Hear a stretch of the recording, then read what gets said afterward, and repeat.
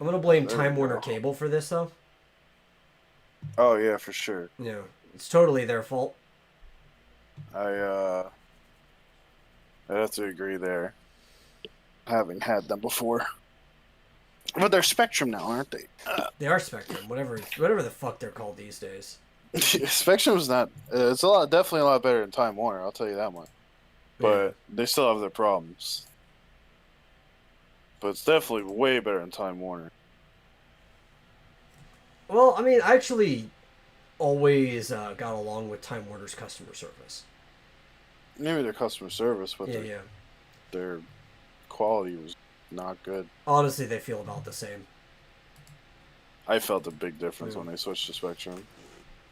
Well, I think we always had the better package too. Like when Matt and I lived in Arlington, Hmm. we were getting like 300 down and like half of that up. I know I wasn't able to until Spectrum, until it was like owned by Spectrum. I Yeah. couldn't even play League of Legends, which is why. But the biggest reason I wouldn't play League Yeah. was because I'd get ping spikes, and that shit was horrible. Yeah, yeah, yeah. I know what you're talking about. And normally it's fine here, except for when shit like that happens and the internet just randomly dies. Like most of the time it's great, but then maybe once a day, or every couple days or so, it'll just fucking die. Sometimes up to 30 minutes too. Like after I saw that it died, I was afraid we would not be coming back onto this podcast at all, and that was just gonna Jeez. be it for the session. And now I have to clip that shit together. Yeah. Oh man. What were we talking about before? We were talking about RPGs. Yeah, and in general, We were why talking about Final remakes Fantasy. suck. A lot of Okay, remakes sucks, but other ones aren't that let me bad. let me get on to bitching about my biggest problem with Final Fantasy VII, right? With the remake of it, All right. and it's not that bad if you're playing the new mode, but don't play fucking classic mode of that game at all, Oh, I didn't. I did not because even classic mode attempt. basically plays itself. Yeah, I didn't even attempt to do Yeah, that. but even the new one, so it's not an actual hack and slash game. It's a disguised hack and slash game that still has a freaking queue system hidden in the background. Yeah. But it's Final Fantasy VII if it was Final Fantasy 13. That's the game, right? Bunch of cutscenes, bunch of narrow corridors that are disguised as looking like really big spaces, with very few branching paths. The materia system was completely replaced with basically the Crystarium system from Final Fantasy 13. The combat, if you play it in the new style, is basically just the combat from Lightning Returns, or if you play it in the classic style, is just the combat from the original Final Fantasy 13. And I'm wondering why, if they make this really hyped remake that everybody's been asking for, why you would take influence from everybody's least favorite Final Fantasy game and the black sheep of the entire series. I mean, I like all those things though. God, I I fucking like the way hated that stuff. It's what stopped me from wanting to finish Final Fantasy 13. I like the way the combat works, and I mean, I don't know. I like all that. I think it all works really well with Final Fantasy VII. I never played 13, so I can't even compare it. Dude, 13 is absolute balls. Worst Final Fantasy game. I mean, I had no Hands interest in down. it. That's Yeah. why I never. That's why I never played it. I had no interest in it. But I don't know. I think everything works really well with seven. I think a lot of people like it. Um, the only people I've heard really that had a problem was um, one of the biggest people I know was Oni, Chris O'Neill. You know, Yeah. and his was about the the fuck's it called? Pretty much with he had a problem with like the change of pacing. He didn't Yeah. like that they slowed the game down. uh, what the fuck is it called? It's like the filler shit. He didn't like that, Oh but yeah. I understand why they did it. And while I don't really like it myself, Oh, I don't like any of the filler shit. I don't like. I think it adds a lot of story, I don't and it give adds a lot any of. shit about this bitch's family. I think it adds a lot of story. It adds a lot of like lore, like that you wouldn't normally get. But I don't think it needed that. Yeah, yeah. And Well, this it's is, like just adding lore isn't necessarily a good thing. but the thing is, like, It can be, but it's not necessarily a good thing. I had a good like comparison. Not now. The thing is, because the person who the whole reason I don't have a PS4, Yeah. so I played at my friend's house, and he's never played Final Fantasy 7, like the original. Mm-hmm. So this was his first experience with it. And although it was infuriating, because I tried to tell him to play, I was like, play the fucking original. He like won't play. He's like, no, I want to wait. I don't want to ruin the story. And I was like, it was pissing me off. I was getting so fucking mad. Yeah. And then like he did try the original, and he like complained about a bunch of stuff. That he complained about like not holding his hand, pretty much. Dude, I cannot respect people that make those complaints about games. And I was like infuriated. Like I was so fucking mad. Why the fuck play a game if you want it to hold your hand? It made me so mad. I was like, dude. But I also got to hear some of his like what he liked about the remake. Yeah. And Was it that it was holding his hand? no, it was he liked that they added the extra shit. I don't know.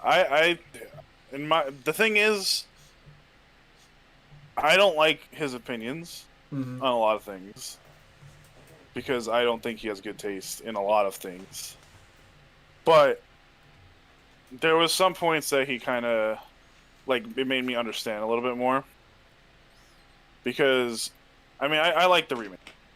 Like there's no part of me that says like oh it's bad, but there are definitely things that bothered me. Like the filler kind of got tedious.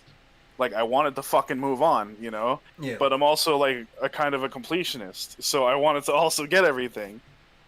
And Well, it's like you have to another do problem I have with the that shit to remake, get there. right? And I've brought this up before, and it even shows through in interviews with the creation staff. But the remake is basically trying to rewrite history, right? Mm-hmm.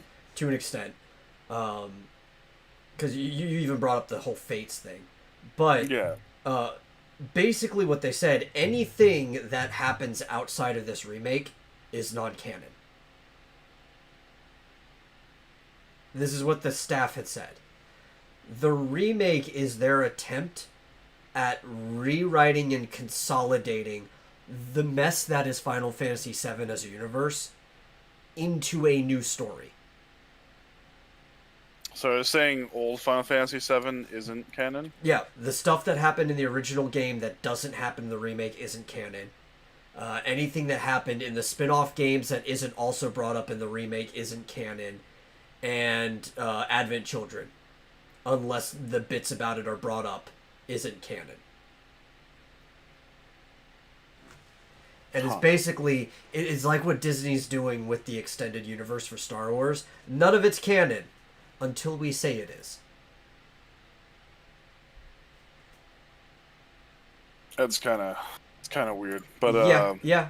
Well, again, and while I like this guy as a writer, not so much as a game maker, but as a writer, I think he's a very talented guy who's got a lot of big ambitions, who should kind of be left to his own devices in a completely original story that isn't attached to anything anybody loves, is Tetsuya Nomura, who is the current head creator of the Final Fantasy franchise. He's or the director, and he's also the director of the Kingdom Hearts franchise. yeah. Basically, the writer for Kingdom Hearts, who started out on the original Final Fantasy VII as a character designer. That was what he did. He just made characters. He wasn't really involved that much in the large-scale production of Final Fantasy VII. They even brought in the original director late into the remake's life cycle to take over. Oh. But he's a great character that has, or not character, but he is kind of a character himself. But he's a great writer. He's a great writer who, whenever he writes a story, he's got larger than life ambitions. Like if you actually go into the lore of the games he's been working on, especially Kingdom Hearts, there's a lot of really good stuff there. The way he has his worlds work and stuff, but a lot of it he's crippled by production. Yep. But even all the compliments that I'm going to give him, I'm going to say he should have never worked on Final Fantasy VII remake, because he should not be working on things that people already like, because he has completely different opinions on how things should be, and will change everything about it. Yeah, see, that's a big problem. Yeah. Like, yeah, he shouldn't be fucking with people's what they like. Like, especially considering he didn't work on it even originally, except for the characters. Yeah. Which, I mean, yeah, but... Well, so, like, I think Advent Children, of all the bits of Final Fantasy VII, is probably the thing that's going to remain at the most intact. Because it almost seems like they're building this game to lead up to Advent Children intentionally. Maybe. And that's another thing that Nomura worked on. The Advent Children was one of his babies, so he probably doesn't want to strip that down. Yeah. Honestly, I think the thing they should leave intact the most is probably the best part of the Final Fantasy VII franchise, which is Crisis Core. I actually started playing a little bit of Crisis Core not that long ago. Yeah. So I always wanted to try it. I think it's the best part of Final Fantasy VII. But I think they're already changing things about that, because there is a scene from Crisis Core, like one of the cinematics, that has already showed up in one of the memories of Final Fantasy VII Remake. Mm-hmm. And it's slightly different. So they've already started changing things in that regard. Shit. Yeah. Actually, they've started changing things in all regards when it comes to Zack as a character. I don't really know much about Crisis Core. Yeah. So I can't really say anything about it, but I know I did want to know more about Zack, because Zack is a obviously cool he's an important character. Yeah. And it helps you understand Cloud more when you know Zack. Yeah, especially because exactly. Cloud's personality for 2/3 of the game is basically just him emulating Zack. Yeah. Yeah. So a lot of people understand about Cloud as a character, and there's another thing I don't like. The remake kind of plays into how people see Cloud, so they are treating him a little more emo than he used to be. Mm-hmm. Because at the beginning of 7, I mean, you've played 7, Cloud wasn't emo at all. Like, in the slightest. If anything, he was kind of a snarky asshole. Yeah. He was like he was kind of an asshole. Like, or a dick. But that was because he was emulating Zack, who was a cool guy. Now, he wasn't quite an asshole, but it was Cloud's, like, view of Zack. It's like, if I'm going to be a man like Zack, this is how I have to act. Mm-hmm. But when you learn more about Zack, when he was being snarky, it always came off as, like, playful. Like, he was the type of guy you liked. While Cloud came off as, like, he was being rude. But it works, because Cloud is emulating a guy. He doesn't actually quite understand how it works. It's just, like, how he sees the dude. Yeah. And Cloud is going through an existential crisis. Like, throughout the whole game, it has different phases of what he's going through. But he is going through an existential crisis. And I think that's one of the reasons why a lot of people think he's emo, and Advent Children did not help that. Because he's going through, like, the last phase of an existential crisis. Yeah. I need to rewatch it. It's been so long. Yeah. I don't think I've watched it in, like, probably 9 years. Mm-hmm. I don't remember shit, dude. I'm gonna be honest. But I just remember how he looked. You I need know to when he watch acted. the God, what's it? There's a specific name for it, but the complete, I think is, you have to watch the complete edition, which adds like Complete 25 edition. minutes of playtime into it. I have to check that Yeah, out. yeah. It came out when the Blu-ray came out, Hmm. and it is the version that honestly should have came out when the original movie came out. It's Gotcha. kind of like how everybody's been asking, release the Snyder Cut! Release the Snyder Cut! Which is not going to save Justice League at all. There's, I don't know why people think this is going to make that movie better. There's nothing to redeem there. I haven't seen it, and I'm not interested at the slightest of Not seeing at all. it. Yeah. Uh, DC's kind of been kind of shit the bed for a while. Joker was really good, Yeah. And while I do have my but problems with it, I like Shazam on the whole. It was a fun movie. The tone at the yeah, end just it wasn't good, but on the whole, it was a fun movie. hmm but yeah, I mean, other than that, they got what Suicide Squad. Their animations are good though. Yeah, yeah, fuck Yeah, Suicide Squad. Like, have you seen any of the DC animated films? um, don't think so. Because they're At least not actually recently. really, really good. And I was even making complaints. So they have this series that just ended, right? And it starts with Justice League War back in 2014. And it Hmm. goes to Justice League Dark Apocalypse War, which pretty much finishes this whole arc. Flashpoint Paradox happens in there and stuff like that. Several films. I think there's like 10 to 12 films in there or something. I don't remember exactly how many. But Justice League War was a great film. That after watching, like, why did they not just take the script for this film bit for bit and turn that into Justice League? You didn't even need Batman versus Superman or anything before that. If you just took line for line, scene for scene, the script from this animated film and made it live action. And it didn't hold your hand because it assumed, even though it's an animation, right? So their audience is obviously going to be kids who may not know that much about these characters. Yeah, They did not assume that they needed to introduce all these characters to you.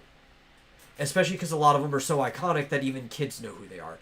They didn't take the time to introduce to you who Superman was. They didn't take the time to introduce to you who Batman was, Green Lantern, Wonder Woman, Flash. They just kind of all had them disconnected, and the world brought them together. The only one they gave you the backstory for was Cyborg, because A, his backstory has changed since his very first incarnation, and hmm B, he was kind of the most obscure character there.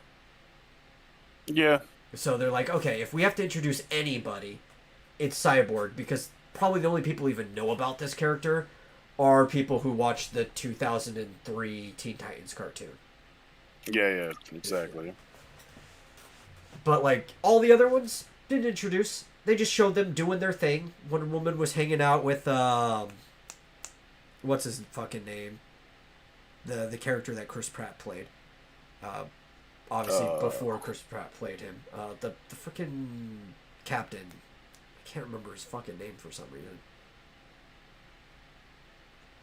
I'm not sure. Yeah. But she was just hanging out with him. Uh, that they referenced this in the Wonder Woman movie too, which I think is something that came from the comics. I just don't remember exactly where.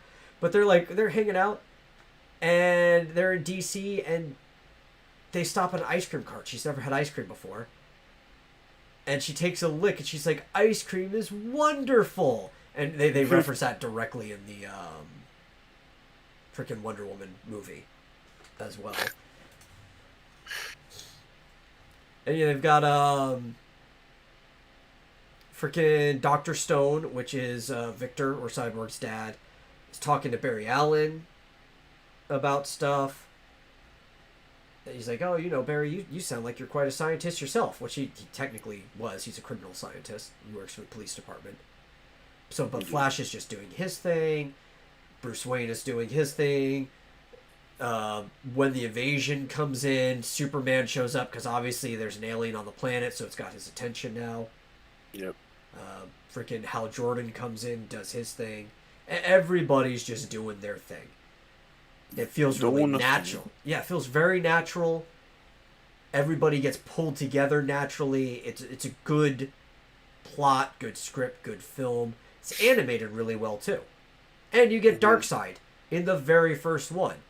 And they defeat him. And you're like, well, they defeated the big bad in the first movie. How are you going to go from there? Well, it's like it's Darkseid, so they didn't actually kill him.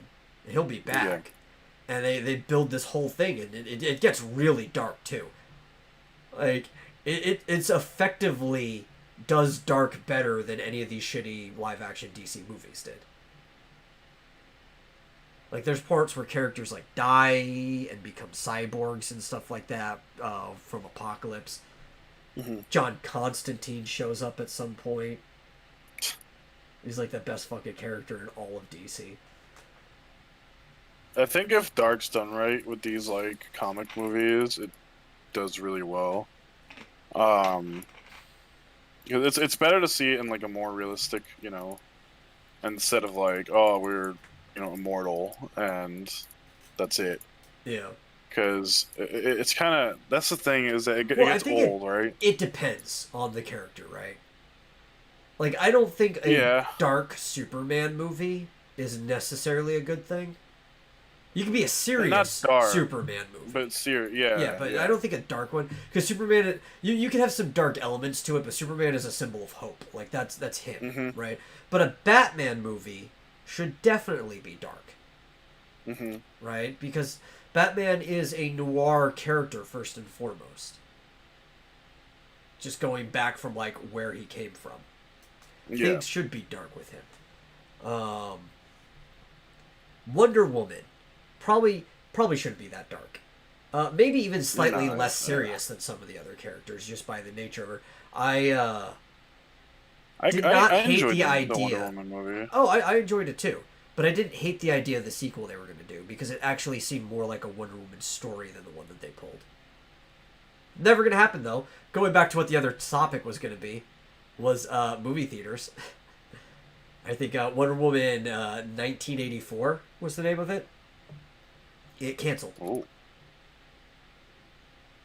Never going to happen. Oh, yikes. A lot of movies got canceled. In fact, I think I was watching... You watch Red Letter Media? Sometimes. Only review channel that for movies and stuff that I give any credence to. Because they just seem so genuine about their opinions, right? That even if they dislike a movie or they like a movie, I'll know if I'll like it or dislike it opposite of them, because I know why they liked or disliked it. Yeah. Right. So because their opinions are so genuine, you can still kind of glean if something is worth your time, even if they didn't like it, just because of how genuine their opinions are. Yeah. Actually, someone else who I kind of trust their opinion when it comes to, like, movies or anything, is actually Critical. I actually have really similar tastes. Yeah. With the way he sees things. The only one that I watched of his that was, like, I disagreed with was Goblin Slayer. Oh, yeah? Yeah, because I liked Goblin Slayer a lot, and he kind of talked shit on it, and I was like, okay, alright, dude. But, no, yeah, it's the same thing. Red Letter Media, I like their opinions a lot, and I love their videos. It's just they're long, you know? So, sometimes I don't have time to watch them. But, yeah, movie theaters might be dead. Yeah, they might be. Yeah, like Marsupial brought it up. He heard that it was coming out in August, and I've heard a lot of things about it coming out in August, but I've also heard a lot of things since then that it may not be coming out at all. And I've heard that with a lot of Well, movies too that have been getting delayed. Because who even knows if movie theaters are going to be running back by August? A lot of them may never even reopen. exactly. The problem with a lot of these movie theaters is, and with a lot of businesses, right?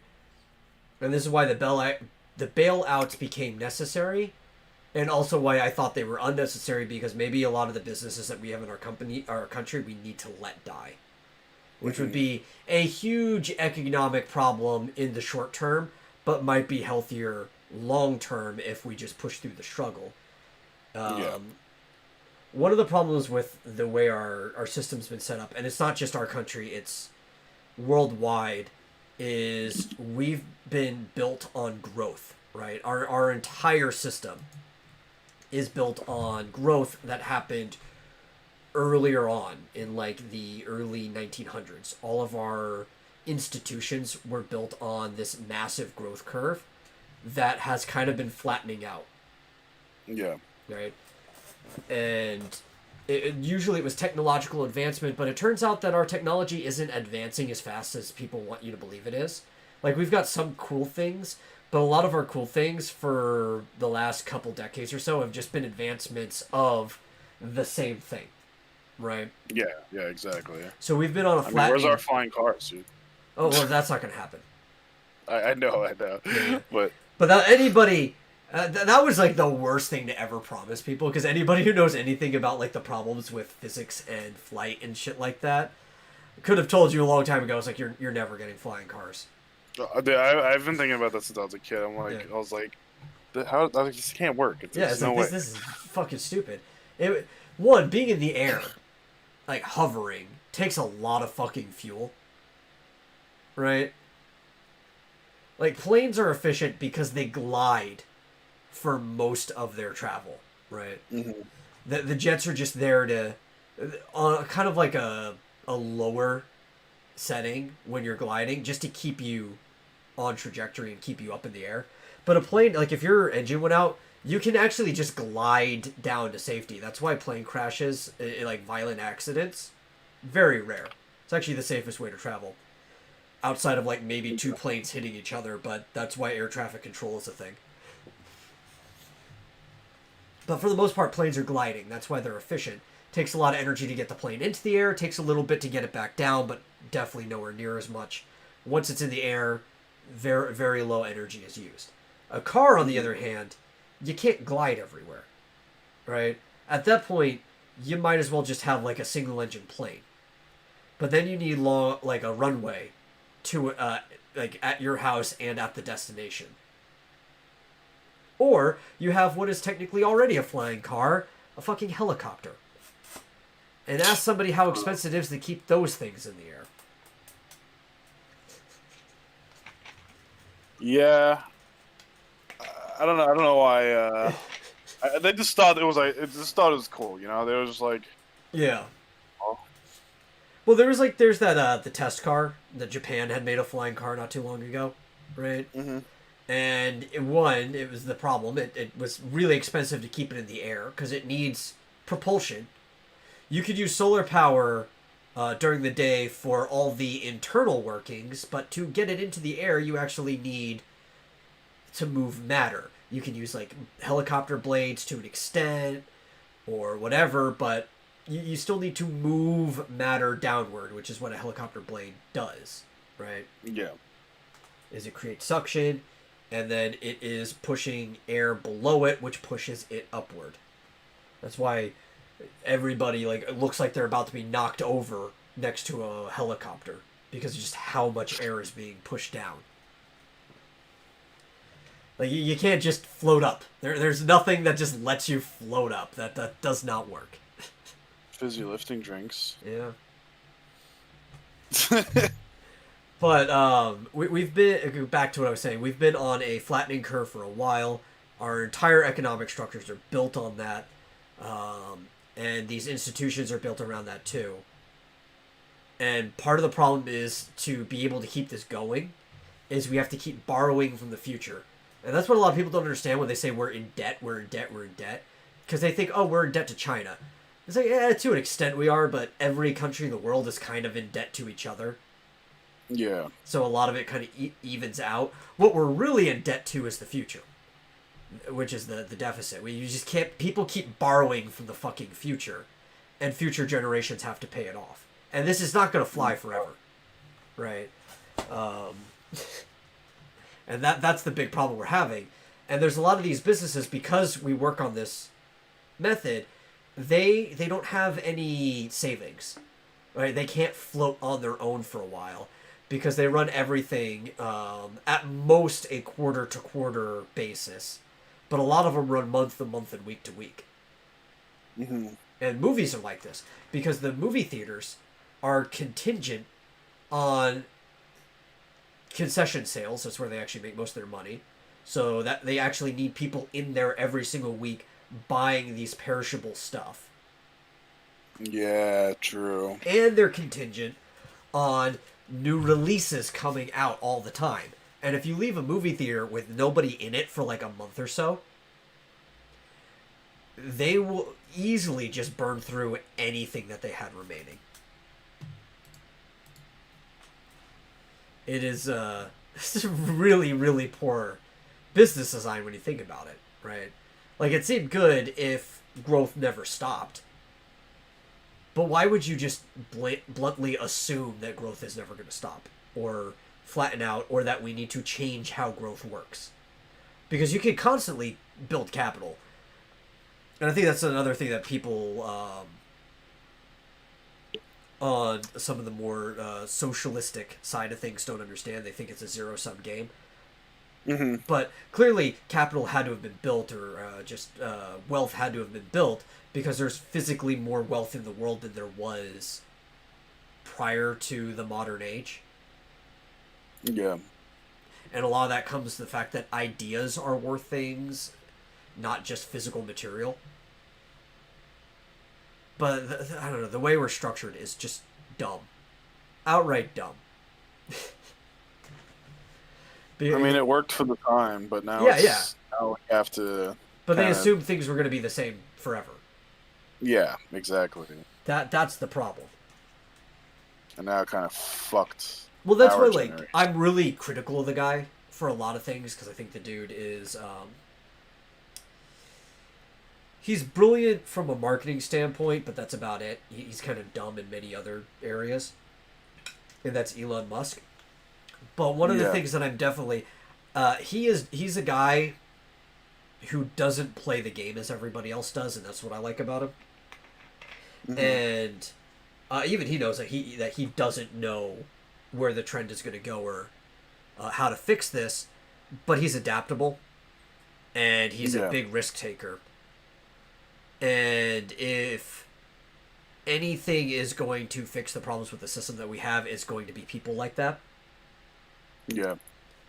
We just need a lot of different people like that. Yeah, I would agree. I would definitely agree that he's he definitely thinks more like he's thinking about the future. Yeah. Instead of now. The present, which has been the problem with our entire system. It's all been the present. The future is 5 years from now, and that's at best. And yeah, like I said, even the past, people think about the past too much. Yeah. And it's like, well, the past kind of fucked us, so. I think we do need to think about the past. In fact, we need to think about how we need to think about mistakes. Yeah, we need to think about how the past fucked us. But. Well, that's where the term wisdom comes from, right? Because wisdom is experience, right? Wisdom is knowing where you fucked up. Mm-hmm. And I think there's this lack of wisdom in the modern day, where people just keep retreading the same, paths. He's like, oh, well, somebody fucked up here, but that doesn't necessarily mean I will. That could be true. Yeah. But, I mean, if so many people fucked up here, maybe it's best to try something they didn't do, like go somewhere else. Exactly. That's what I'm saying, is like, maybe, like, not copy the past. Yeah. That's what I meant when I said that. Like, Yeah, maybe don't walk down the road that a bunch of people have fallen into a hole. All right. Maybe take the bridge instead. That might be a smart idea. we're gonna have to see what happens. It's kind of Oh, but I think it's kind of a rough time. there's a lot of businesses that just will not stay open. And for going back to movie theaters, I think, like I said before we started this, it's been a long time coming. I think the movie theater specifically has been a corpse that hasn't been buried. That's how I would say it. Because when's the last time you actually felt like you wanted to go to the movies?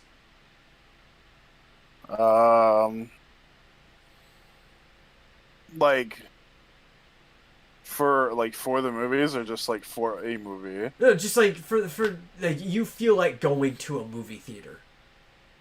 Not even necessarily for a specific movie. Right? I used to like to when I was a kid. Yeah, but But it's like as not an adult, anymore. it's like I would just rather watch something at home. I'm gonna sit in a large room that's way louder than I want it to be, surrounded by strangers, especially kids that could be crying, people possibly throwing candy at you because there's always some dick. Somebody's talking behind you. Yeah, I'd much rather just sit at home and Watch whatever the hell I be want. comfortable with my headphones on and snacks. My snacks that don't cost $10 for fucking The snacks that box give of you candy. nothing when I could buy a whole meal for McDonald's for half the price. Fucking. And you get to choose whatever the fuck you want at home too, just whatever you bought. Exactly. You have limited options. I'm gonna buy fucking Panda Express, and I'll eat that. Just while I'm watching. Dinner to show. I got to pick the dinner and the show. Yeah, now I think about it. Yeah. Yeah, movie theaters are kind of dumb. Yeah, they are. But they're a vestigial organ of a previous time, right? Like a previous generation or era. Because when movies were new, it was the only place you could go to see a movie. Yeah, There were no movies at home. There were no TVs yet, right? You've got to go back to like Nickelodeons and stuff like that, or freaking 20s. You go to the theater, you watch this black and white movie. That's it. That's the only way you can watch it. Period. But as things advanced, and I understand like TVs also sucked when TVs first came out.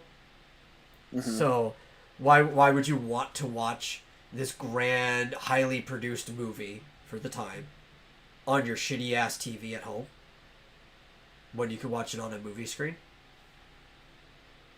But then, like, there were better options too, like drive-ins. Drive-ins are great because you get to sit in your car, so you don't have to be technically surrounded by people because everybody else is also privately in their cars. They don't want you bringing your own food in, but what are they going to do? Inspect your fucking car? You bring in whatever the hell you want to a drive-in movie. Yeah, I think if anything's going to stay, it might be drive-ins. Just because there doesn't really take much resources. And the nostalgia, like everybody, like, oh, I want to go to a drive-in. Yeah, and it's just like... Yeah, I don't think it takes nearly as much resource as fucking an actual, like, theater. I don't know. I would assume not, because I think air conditioning for a theater is probably a lot of its bill. Yeah, air conditioning, just rent. Yeah. I mean, with the driving, you're usually just renting like a plot of land, maybe for like the concessions, but I can't expect that. I don't really think it'd be that much. They're not that big. Yeah. It's usually just a small building with all the stuff in it. Well, I think rent for the most part isn't a problem for movies, because I believe theaters are in the land owning business. Kind of like how McDonald's is, right? Well, because for the most part, there's going to be some exceptions of like theaters that are in malls, right? But Yeah. most movie theaters are their own building on a plot of land that they bought. Mm-hmm. Right. Like the Cinemark here in Cedar Hill, where I am, is its own building. There's nothing else there. It's just a Cinemark. I remember when they built it up, there wasn't even a parking lot there when they built it. It was just like grass and trees. Tore it down. They bought the plot of land, built it there. So rent, I don't think is a big problem for a lot of these theaters. Maybe they might lose their spot in a mall, because I'm pretty sure they have to pay rent to the mall. That's gonna be crazy because there's a lot of a lot of theaters in the yeah. malls are huge. Yeah, they take up. Yeah, what are you gonna do with that space? Exactly. You think maybe a new theater company might spawn out, or maybe some of these other ones might, after everything, get a big enough bailout. Who knows? But It's gonna end up like how Blockbusters did. yeah, Like where it's gonna die slowly. Like this is like the big change. Like this is like the big thing that's gonna start it, and then they're gonna slowly die until it's like individual owners who own them, yeah. and they own it purely just to try and keep the like the art The alive. art. You know what we do? We Hmm. buy the movie theaters and turn them into esports arenas. Okay. Yeah. With the equipment. Just buy the equipment from them too that's already in there. Everything's digital now. So it's not like there's actual film in most of these things. So we just hook up relays, HDMI, project the match right on the fucking movie theater screens that's going on. Right? And we just convert these old movie theaters into esports arenas. And when we're not holding tournaments, actually just rent the rooms out to people who want to like have parties and maybe for anything. It doesn't have to be video games. Just somebody who wants to rent an individual theater out for a party. We could set up a relay down at the bottom in the actual room so nobody has to go up to our technical stuff. They can plug a computer, whatever, put whatever media they want on, play a game, just whatever they want to do with people. Just turn them into entertainment spaces that people can rent and do stuff at. That would be a smart thing to do. Yeah, and in the front, I mean, you could still have concessions, but nothing too expensive. Get rid of. Not like fucking is. Well, we put microwaves there. Get rid of all like the cooking stuff, right? Mm-hmm. And just dry goods that can be microwaved, right? Or packaged goods that can be microwaved, and drinks. Just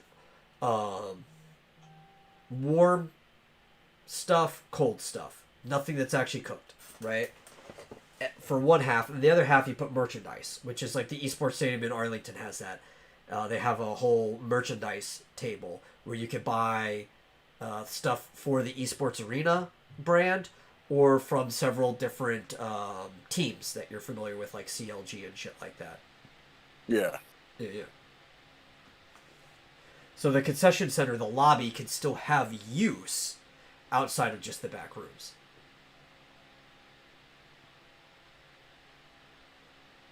And then you still have to have the arcade. You got to leave the arcade there. Oh yeah, for sure. You gotta have the arcade. Gotta have the arcade. That's like the only good thing about movie theaters. Is the fucking arcade. True. And they would always have like the most shit ass games too, but. Oh man, this reminds me of when I used to live in Texas. We always went to the AMC at the mall. Yeah. And when we got older, they turned the arcade into a fucking bar. I know. It was like. I know. It was like it grew up. It was like it grew up with us, and it's like, fuck, man. But at least at the parks, right? There's around one right below the Yeah, true. the theater now. So at least you're not that far from an arcade. There's almost no point in there being an arcade in the movie theater.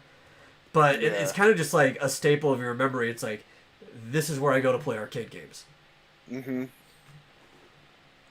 Man, everywhere where there used to be arcade cabinets are gone, right? Like, I used to walk down the street to this grocery store that used to be there. It was a Minyards. I think Minyards is still a brand. Like, I think they're places, but I don't ever see them anymore. Yeah. But there used to be one right there. and they used to have like all the fighting games right there in the front. They used to have like Marvel superheroes, or was it Marvel Superheroes versus Capcom? Or no, it was Marvel Superheroes versus Street Fighter. That was the name of it. It was before Marvel versus Capcom, and it was basically just Street Fighter people versus the superheroes before they started adding all the other Capcom people in there. They used to have, dude. They used to have an SNK multi-cab out there, which is like the Neo Geo cab. Yeah. And I don't know who purchased these things, who ran the place to want this, but it had a year later, never ever actually came to the States, but there was a Japanese copy of King of Fighters 95 in that cabinet. What? And that was my first time ever playing King of Fighters. And it's like, I had no idea what any of the words said, but it was an old arcade game, so you didn't have to read anything. Putting a quarter in just brought you to the character select, and then you picked off of pictures.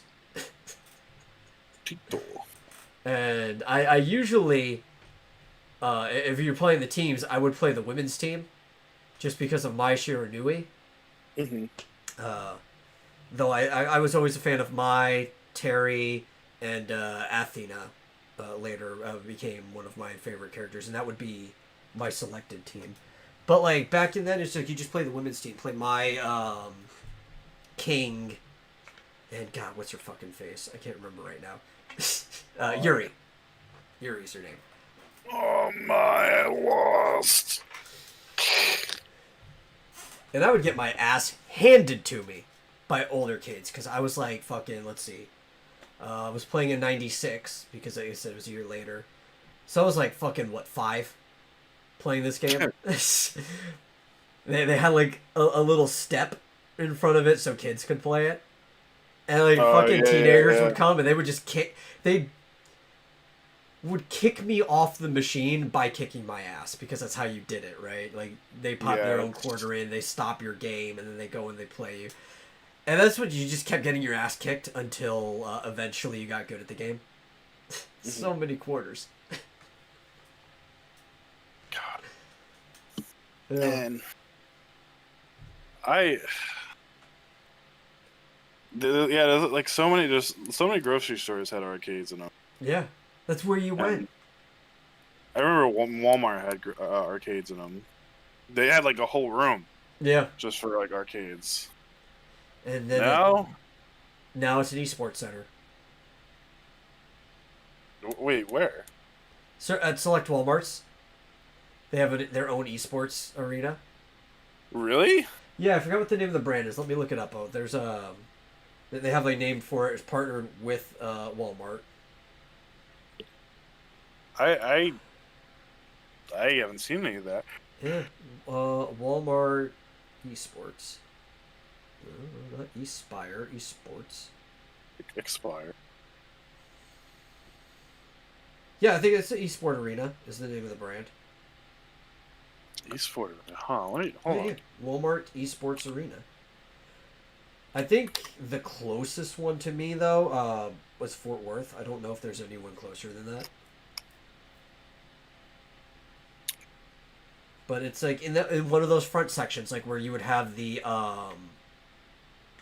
like the eye care or salon, like nail salons or anything like that. It would just be there.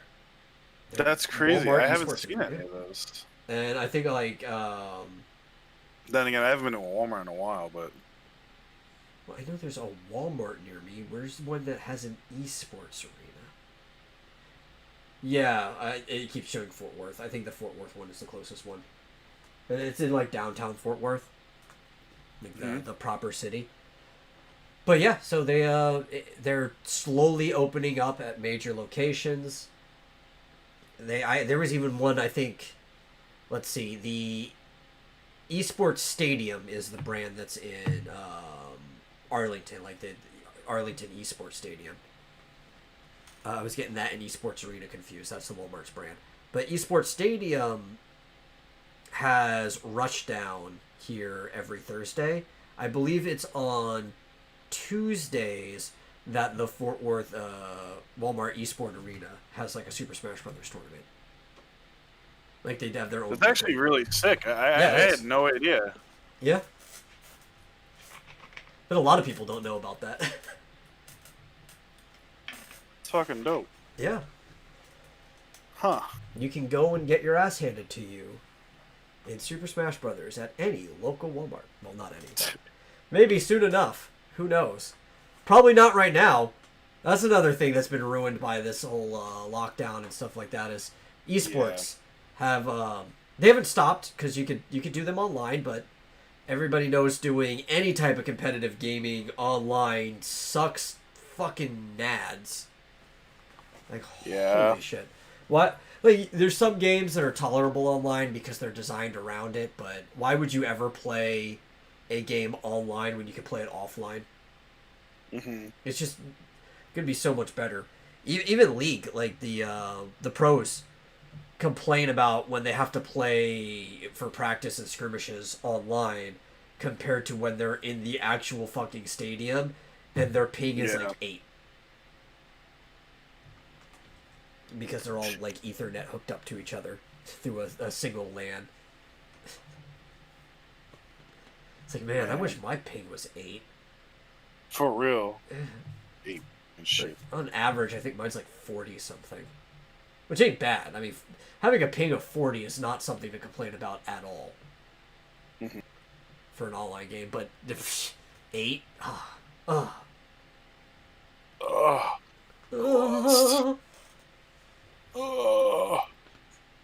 But that's super sick. Yeah. Do you know where the Arlington esports stadium is? It's like right next to the frickin' Cowboy Stadium in the ballpark. It's like right there in the actual stadium district. It's like it's at that Walmart, right? No.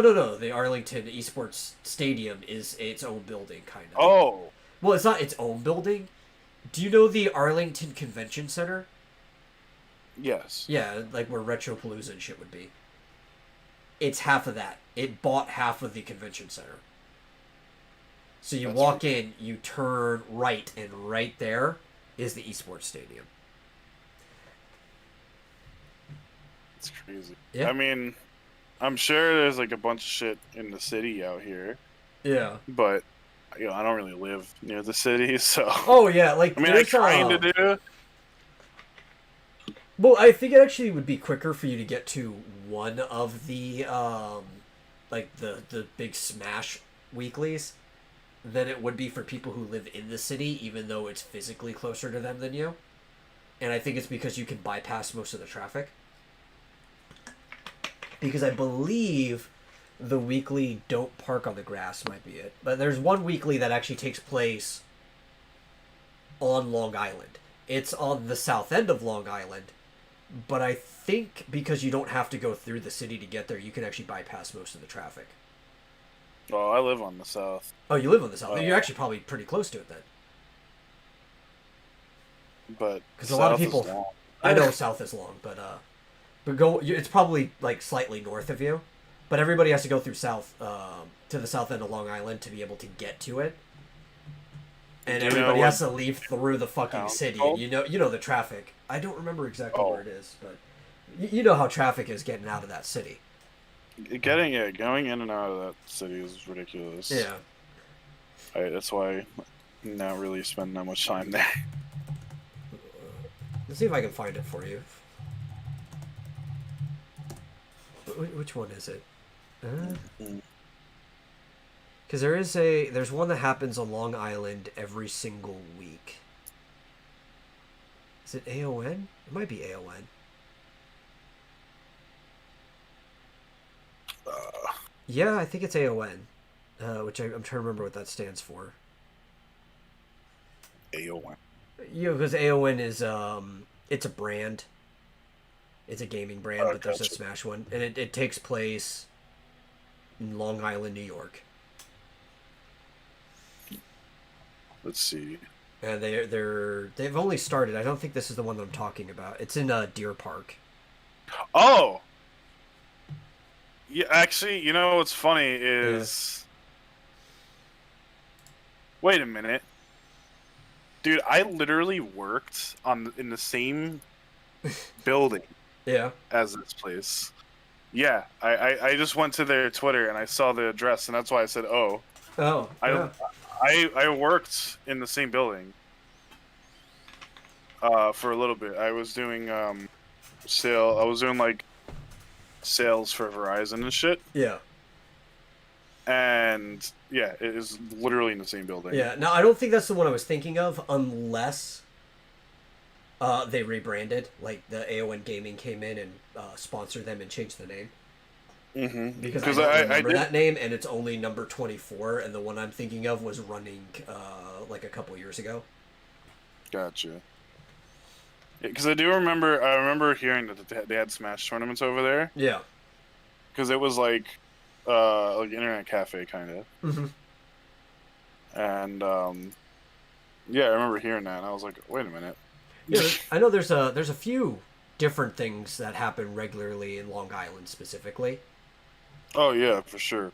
and a lot of people complain about how long it takes them because it takes like an hour for people to who even live like in Queens to get there just because how dumb traffic is.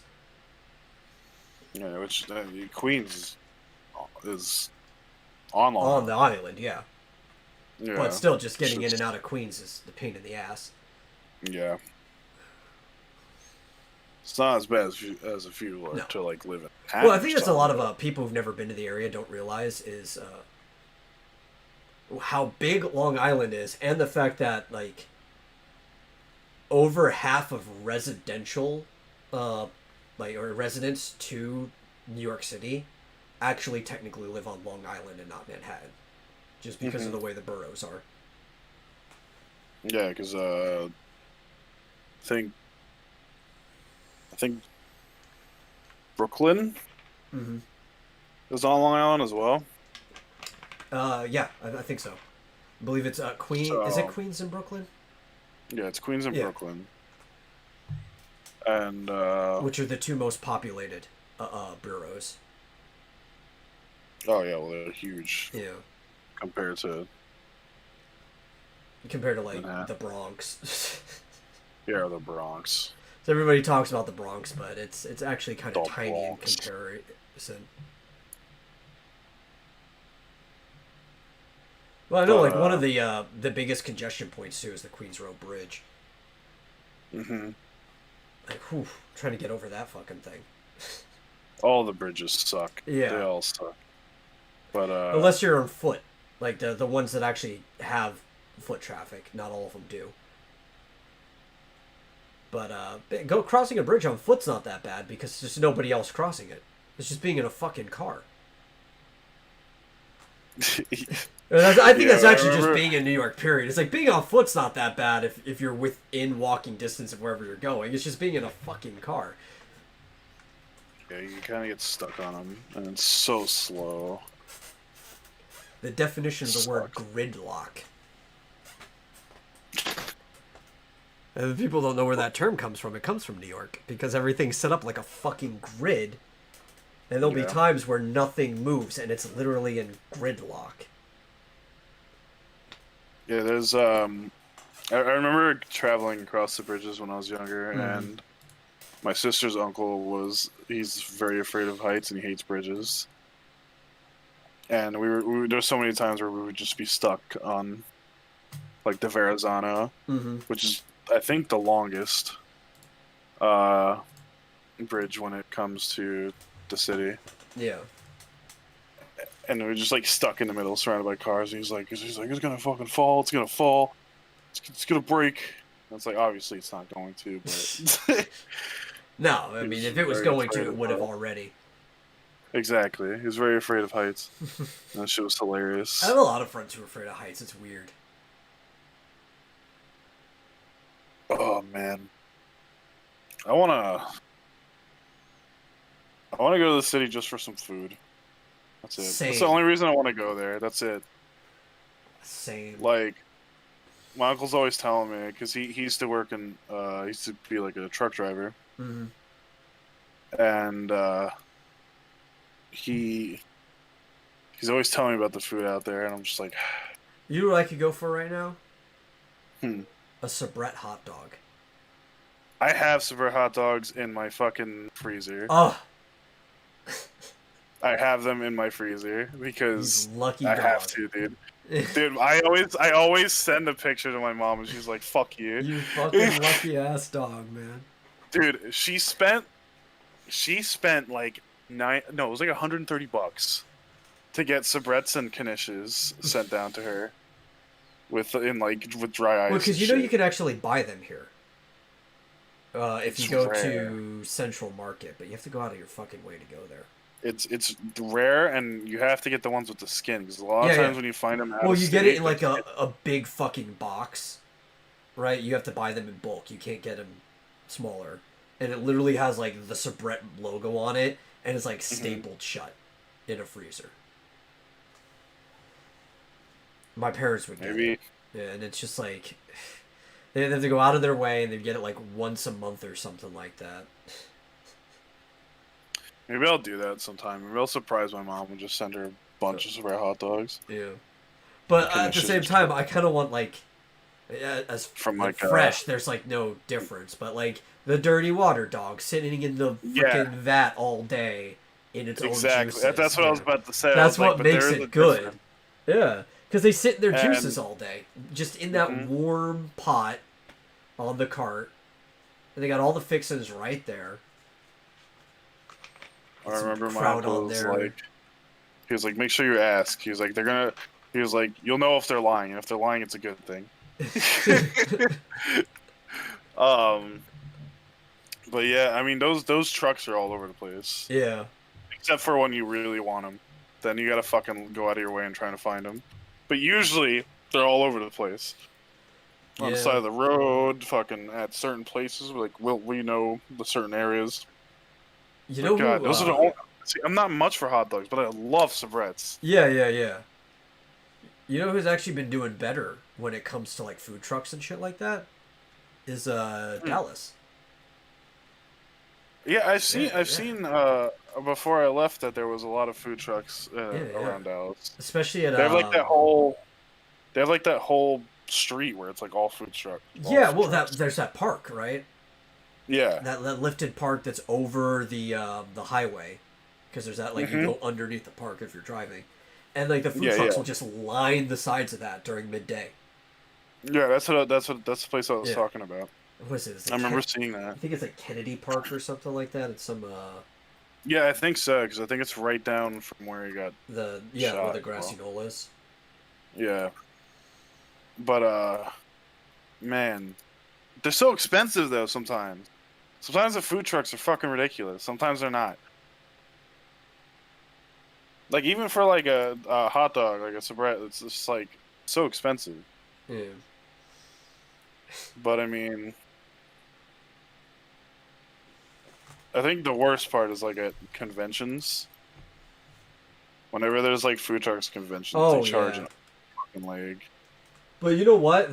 A lot of times the food trucks are the heroes of the conventions, which is why they know they can charge that much. True, true. It's a Like big when we were treat for me. fucking Especially when I'm so hungry. what was it, SGC up in Frisco? Mm-hmm. Was that Euros dressed as Captain N, which was horrible waiting outside for a food truck in Texas heat, having both a mock turtleneck sweater and a jacket on at the same time, plus that wig. Yeah, But it fuck was that. worth it because the sandwiches were great. Yeah, food trucks always have good food. That's the thing. Yeah, well, it's also Like, like I don't I, know why. I think it was a New York Deli's truck, right? Hmm And again, it wasn't quite the same, but it was the closest I've gotten to like eating a sandwich that looked like it came from a New York deli. And I think a Yeah, food that truck one. or like a small restaurant's the only place you're gonna get that shit from. Yeah, Jersey Mike's does a pretty good job, but they Yeah, charge a lot. yeah, they charge a lot, but they give you a lot, so it's kind of fair. But at the same time, it's like I feel like if I went to a delicatessen, I could get it for a lot cheaper. You can get for like how much do they charge for like their giant? It's like almost $20. Yeah, it's ridiculous. It's like I could buy a like pizza. $18. I could buy a fucking extra large pizza for that price. Exactly. And here, if you want to get now, sandwiches are going up in price up here. Yeah. It's like $12-13 for a big sandwich, but it's a big fucking sandwich though. Yeah. You know, you're getting a whole fucking sandwich with a lot of meat. But I mean, there was a deal yesterday, which I should have done it. I was just so fucking tired and I didn't want to go into the store. But it had an Italian hero with French fries, which isn't normal really, but that was their lunch special for $9. And I was like, I went in there for breakfast, so I didn't get it, but I'm kind of regretting now. Because their fries are so good, man. Yeah. I'm sorry. You ever had you ever went to like a place and just like not a fast food restaurant and they just make fries and it's like you're like, damn, The best what the fucking fuck do thing they you do? ever had. Yeah. Yeah. All the time, man. There's a lot of places that kind of slightly upset that we don't live in Fort Worth anymore because there was this place that was Fred's was the name of the place, right? And he made Philly cheesesteaks, right? Fred's. Yeah. There was one of those over in Garland. Mm-hmm. And they had like amazing fucking fries. So good. I'm gonna have to go back to the delis like next week or something. They also Because had a those fries burger there too, which I'm like, why does a Philly cheesesteak place have a burger? Right. I mean, just Yeah, they got a grill back there, right? it's America. But what upset me was the fact that, and I understand, this is a really dumb thing to be upset, especially because who else is going to understand this? They had a double cheeseburger, and it wasn't called the Fred Burger.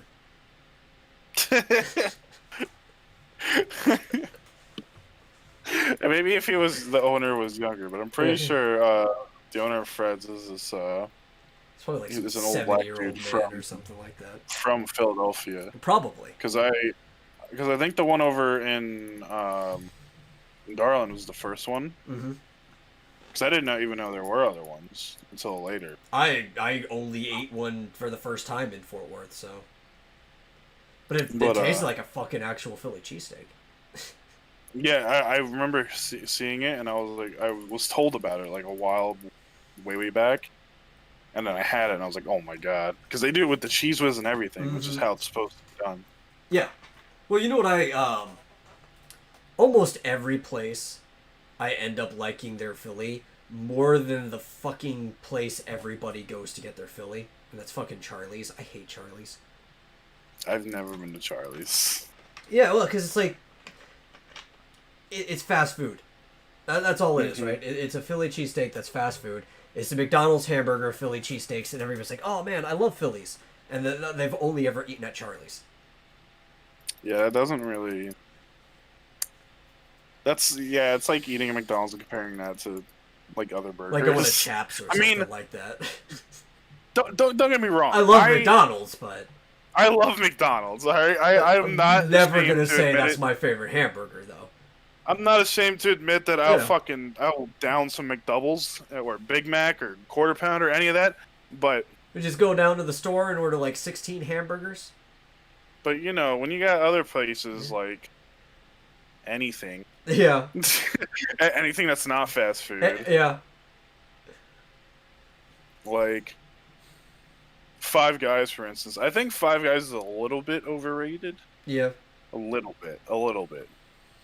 Because I still love Five Guys. I have nothing wrong with it. I enjoy it. But I think there's other places that are better. I did finally have it, but I haven't had it fresh, right? I've only had it, like, takeout.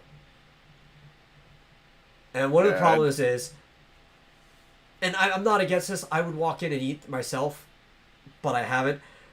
When I was in college... For some reason, we had this weird notion that if we were going to go to Five Guys Burgers and Fries, and it was back when they were still using the full name, right? Yeah. we were gonna go with 5 guys in our group. Don't ask me why this became the thing. And we only ever got up to 4. Our 5th guy, we kept rotating, we tried to get other people. The 5th guy always bailed on us last minute, and we just never went. It's like, why, dude, we could totally just go with the 4 of us, though. Can't. You gotta. It's the 5 guys to get some burgers and some fries. I went there a lot in college because it was like the best place around, and my friends just really, really liked it. Yeah. I know. I really liked it. I mean, you get the greasy bag. Yeah. It's like something you see out of a fucking movie. And then the Cajun fries. Oh my god. But yeah, it's like why would you pick McDonald's over that? Yeah, or like over Steak and Shake or something like that, or Yeah, even Steak and Shake is like.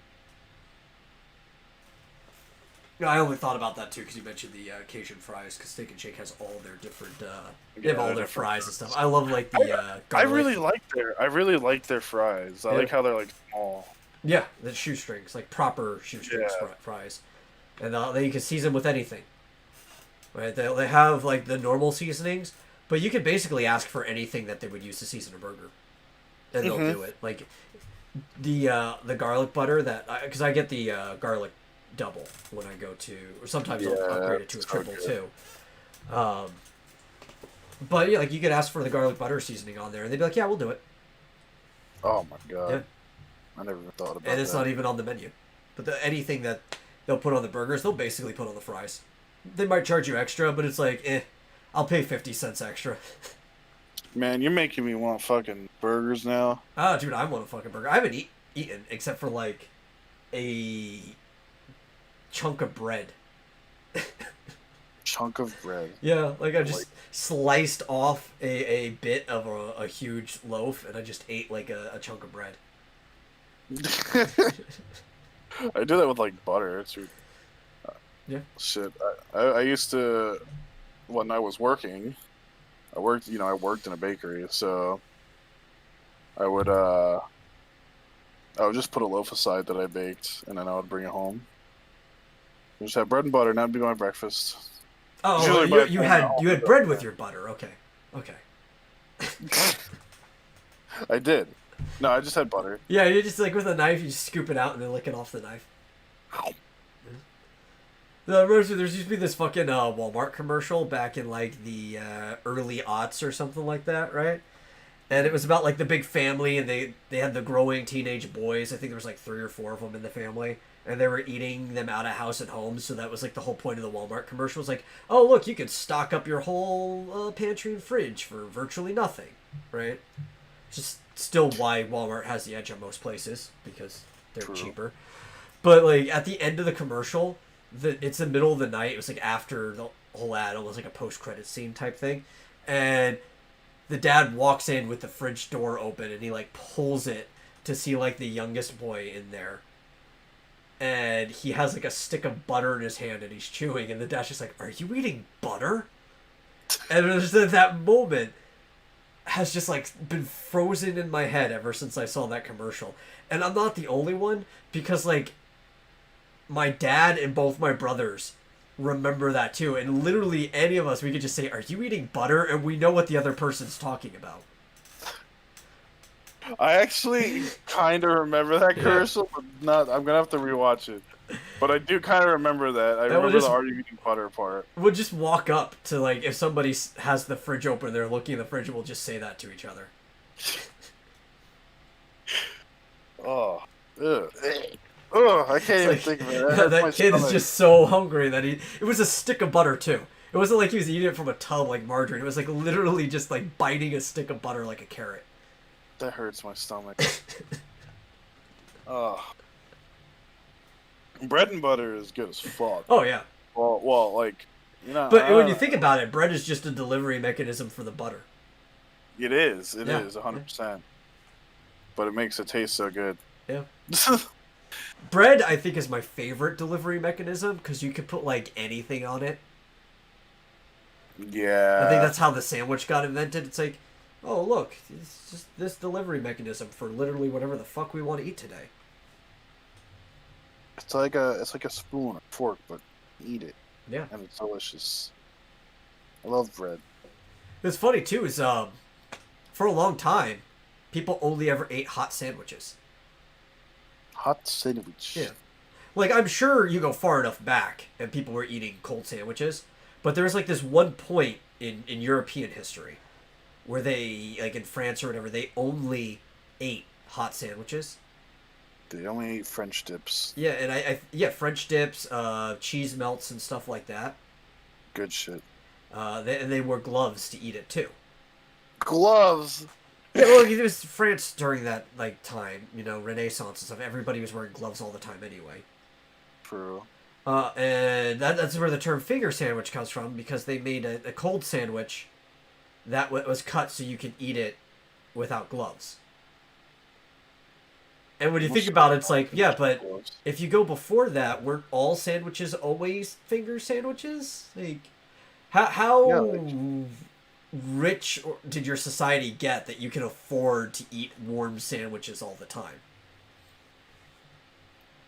that's a good society. I'd live in Yeah. that society. Yeah, until the revolution happens and people chop your heads off. Yeah, well, let's take that part out of this. No, we'll just live slightly before that. We'll just die before that, like no natural True, causes. true. We'll die from choking on a sandwich. So. Oh yeah, dude. It was so good, I just kept fucking taking bites without swallowing the first one. Yeah. I forgot to swallow, man. And that's what she said. True. Oh my gosh. Man, I'm hungry now. We're talking about food. This became food cast. This became just fucking making us hungry. I'm getting pizza after this. Oh, you lucker dog. You fucking lucker dog. You have some breads in your freezer, and you're getting pizza. Oh yeah, and it's like one of the best pizza places around. Oh! We're actually driving like 30 minutes to go get it. God my damn, god. I could go for Mind like you, a really nice slice. There's like 20 fucking pizzerias in my town. No, right? but you got to go to the best one. More. Yeah, exactly. Yeah. My friend asked me beforehand. He was like, "Hey, you want to go?" I was like, "Fuck yeah, I want to get pizza." Where are you going? I don't remember the name of it. Okay. But I know it's right next to a game store. That's actually how they found out about it, because this game store has a lot of old games. It's kind of like Game Over. Okay. But it also has like tabletop and shit as well, and like Magic and stuff. So that's right next door to us. So we're gonna go in there. Magic the Gathering, or do they sell like illusion kits? No, Magic the Gathering, and I think they do Warhammer and stuff as well. Because that'd be funny if you went to a game store and they also had like Magic kits. Like magicians. Fool your friends. Okay, dude, this is kind of weird. It's like a lot of Magic starts from games, hustling, card tricks and stuff like that. True. Oh my god! Speaking of hustling, this is kind of off topic, but not really. Everything's off topic. When have we been on topic? That's true. I said today, I did reel us back a few times. I got us back to like movie theaters and remakes and stuff, and you did try to get us back into the remake before too. I'd say it's fine with this one, just because there's like nothing going on. Well, and also the cast got interrupted at one point in time, so it's like we're improvising. But I remember I always took the train, and stuff to work when I worked down there. Mm-hmm. And I remember this guy was trying to hustle people, and he sat right the fuck next to me too. Which line did you take most of the time? Blue. Blue, okay. Sometimes red. But, okay, because I know both of those go through to your area, but yeah, it was like blue and red if I was like I came at like a really bad time or something. Mm-hmm. But he sat right the fuck next to me, and I'm like, great. He asked me if I wanted to play the game, and I was like, nope. I was like, that's a scam. And I saw these poor people get fucking hustled so hard. Like, they were crying. The girl was, like, crying afterwards. She lost $100. Wow. Yeah. Because he let him win the first time. Oh, you have to. Of You have course. to gauge the interest. You got to pique them and be like, "Hey, look, anybody can win. You look, you can win even more money. Just keep playing." And then you fucking Yeah, he rape let their him win like wallets. twice, and then he was like, "All right, how about this? Double or nothing with the $100." And he got the $100, Yeah, you and got to she was build up a fine. pot first too. And I was like, "No!" I was like, I felt so bad. I was like, "But that was your own damn fault. Yeah. Like, you should know." Yeah, and you also don't know like how shifty this guy might be, so you don't want to like ruin his hustle Exactly. because he might stab you or something like that. Like you. Yeah, I mean, I was trapped in there. Like, I couldn't. Yeah. There was nowhere for me to go. Like, I was sitting next to the window, and he was sitting in the aisle. Yeah. And it was like gathered a huge crowd. Everyone was watching, and this guy just destroyed them. And I was like, "Well, there it is." It's like Dude, I used to fucking do that in high school. these poor upper middle Saps. class people. We call them saps. Perhaps Yeah, these poor saps. it was just people who aren't used to the city. Yeah, you know why we call them saps? Because when it comes on the uptake, they're about as slow as molasses. True. I mean, I felt bad just because they were crying, but like in reality, it was just like you kind of fucking Yeah. played yourself. Well, see, I always considered myself kind of like as close to you could get a moral hustler or an ethical hustler. Is I would only hustle people I thought deserved it. So I wouldn't I wouldn't sucker naive women or anything into it. It was mostly the rowdy kids that were starting trouble and stuff I would pull into the game. Yeah, yeah, exactly. I actually had to set a loaded die at one point in time. And I was always basically like, if you're doing this, you are walking on eggshells to an extent. Because this could turn on you at any time. And if it wasn't for the fact that I was also, like, actively engaged in underground fighting in high school, I probably wouldn't be doing this. Because I was confident that if anybody did turn on me, I could handle it. I do not recommend most people do stuff like that. See, everyone loved me and my friends because we sold stuff in high school. Not drugs. We sold candy and like monsters and stuff that we would acquire Yeah. for free. That was bad, but I feel like most high schoolers did. But yeah, we used to get drinks and stuff, and we would sell in high school. So everyone was just like, you got some monsters today? Boom, $3. Fucking charge them up the ass, even though it costs us nothing. Yeah. Oh, I see.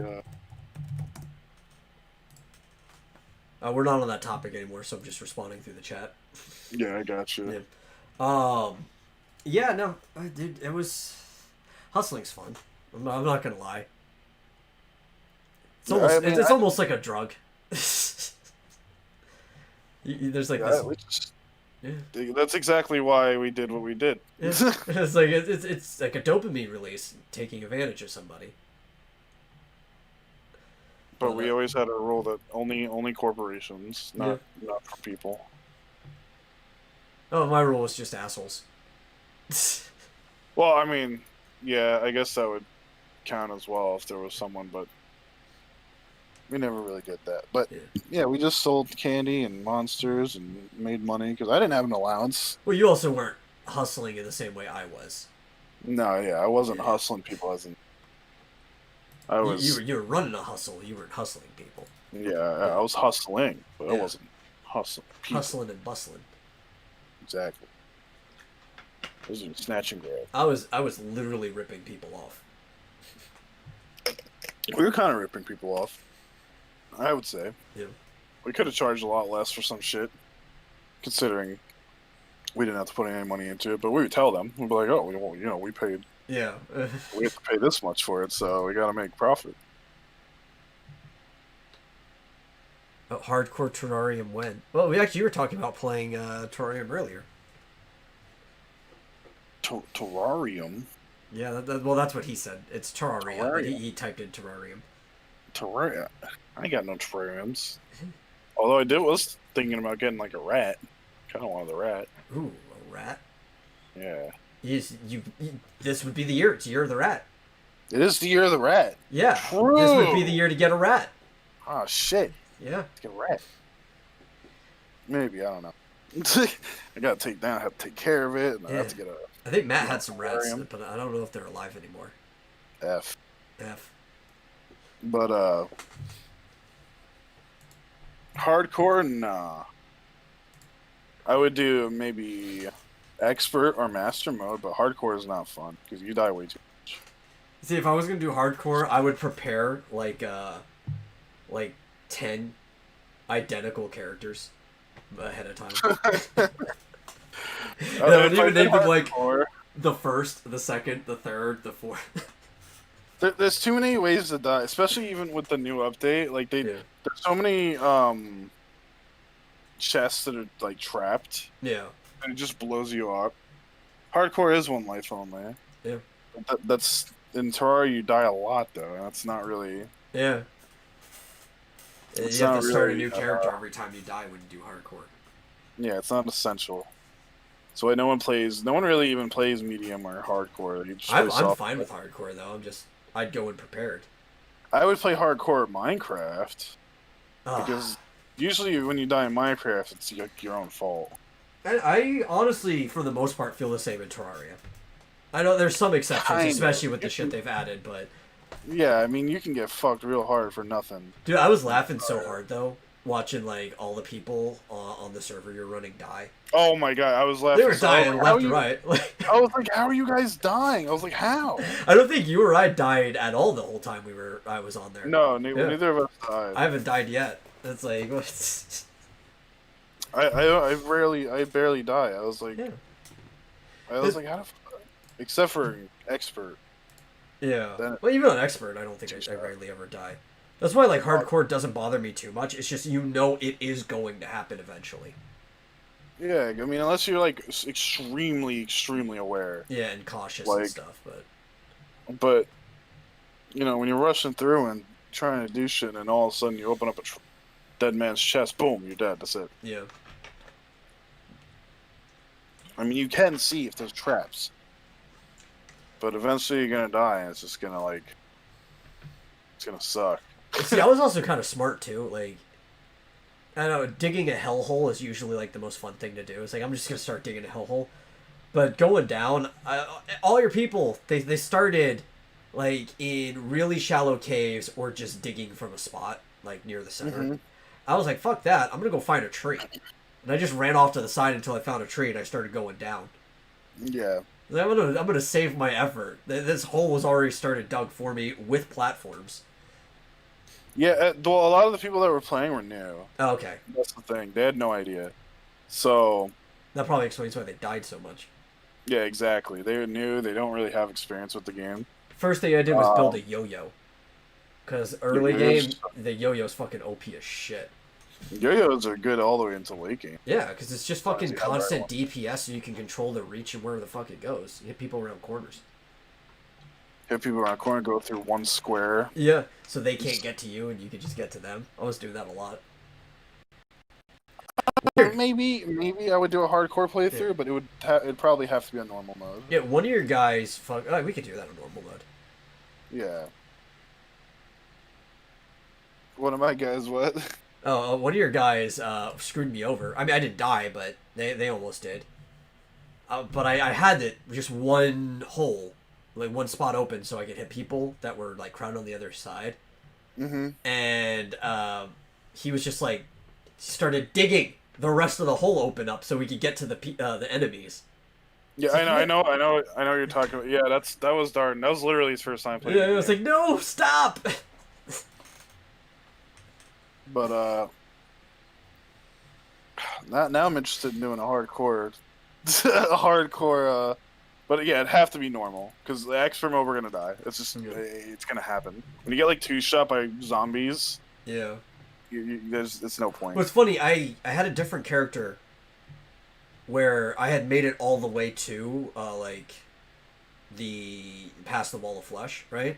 Mm-hmm. And I'd played several times, so it's not like this was my first time ever playing or anything like that. But Joey and I were playing a character, and I made this character live all the way through the heart of the wall of flesh without dying. And then I get ran through by a unicorn because I didn't realize they were bad guys. Yeah. And I felt so bad too because like I had gone that long without dying, and then I die to a fucking unicorn. So now the question is, are you down to do a hardcore Terraria with me? Yeah, I'll do a hardcore Terraria with you. We can stream it too. Though I would hope so. Yeah. But we're gonna have to get on comms if we're doing that. Oh, for sure. Unlike last time where it was just me talking into the stream. Yeah, I know. I was. I thought you were in my Discord already. Nope. I had no idea. Well, now you are. I am. Or we could just stick it here since it's just me. It would just be you probably. Yeah. For that definitely. Unicorn did everything wrong. It ran me through with its horn. The unicorns fucking smack you in the beginning of hard mode. Yeah. Especially if you don't even know that they're fucking bad guys. Like, I had Fast, a lot of really fucking strong weapons. I could have just killed it. I've killed every other unicorn immediately after that once I realized they were bad guys. Like, I had the freaking, not the mini shark, but the better shark cannon, right? Mega shark. The mega shark with, like, fucking ridiculous ammo. And I just tore through them after that. But I didn't know it was a fucking aggressive enemy. I thought it was like a neutral thing, like the fucking birds and squirrels and rabbits and shit like that. Mm-hmm. And nope, I was wrong. Nope. Oh my god. Hold on. I'll be back in like 30 seconds. What? Don't leave me here. I'm about to piss myself. Oh my gosh! All right, I'll try not to. You'll try not to. I'll try not to. No, you can go if you really need to. Okay, then I'll go real quick. But I'm gonna talk shit about you behind your back. All right, that's fine. That's fine. You think he's gonna go play Terrarium? He's gonna go piss in a terrarium. That's where he's gonna go. Which is actually would be bad for the terrarium because it would probably oversalt the soil. Be bad for the plants. God damn! Of course, my roommate's in the bathroom when I have to. The one time I have to go. The one time in your entire life that you ever had to go to the restroom. Yeah, the one time I've ever had to use the bathroom in my entire life ever. Normally, just sweat it out. Yeah, just. Could you imagine that? Just sweating out all the waste in your body all the time. Oh, poop. That'd be so fucking like uncomfortable. Ugh. What do don't, there's animals that do that. They pee from their.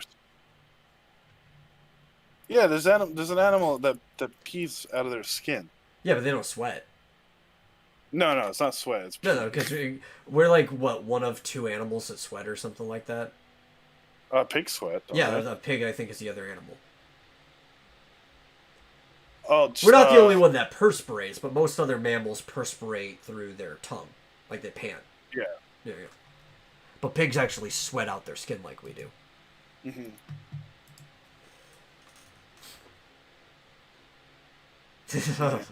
That's just kind of gross thinking about it too. Just get. Yeah. Oh. This is actually okay. So let's get into some gross topics, right? Because gross topics are fun. So we know this is eventually going to happen, especially because we talked about Musk earlier. He said he wants to make cat girls. All the power to him.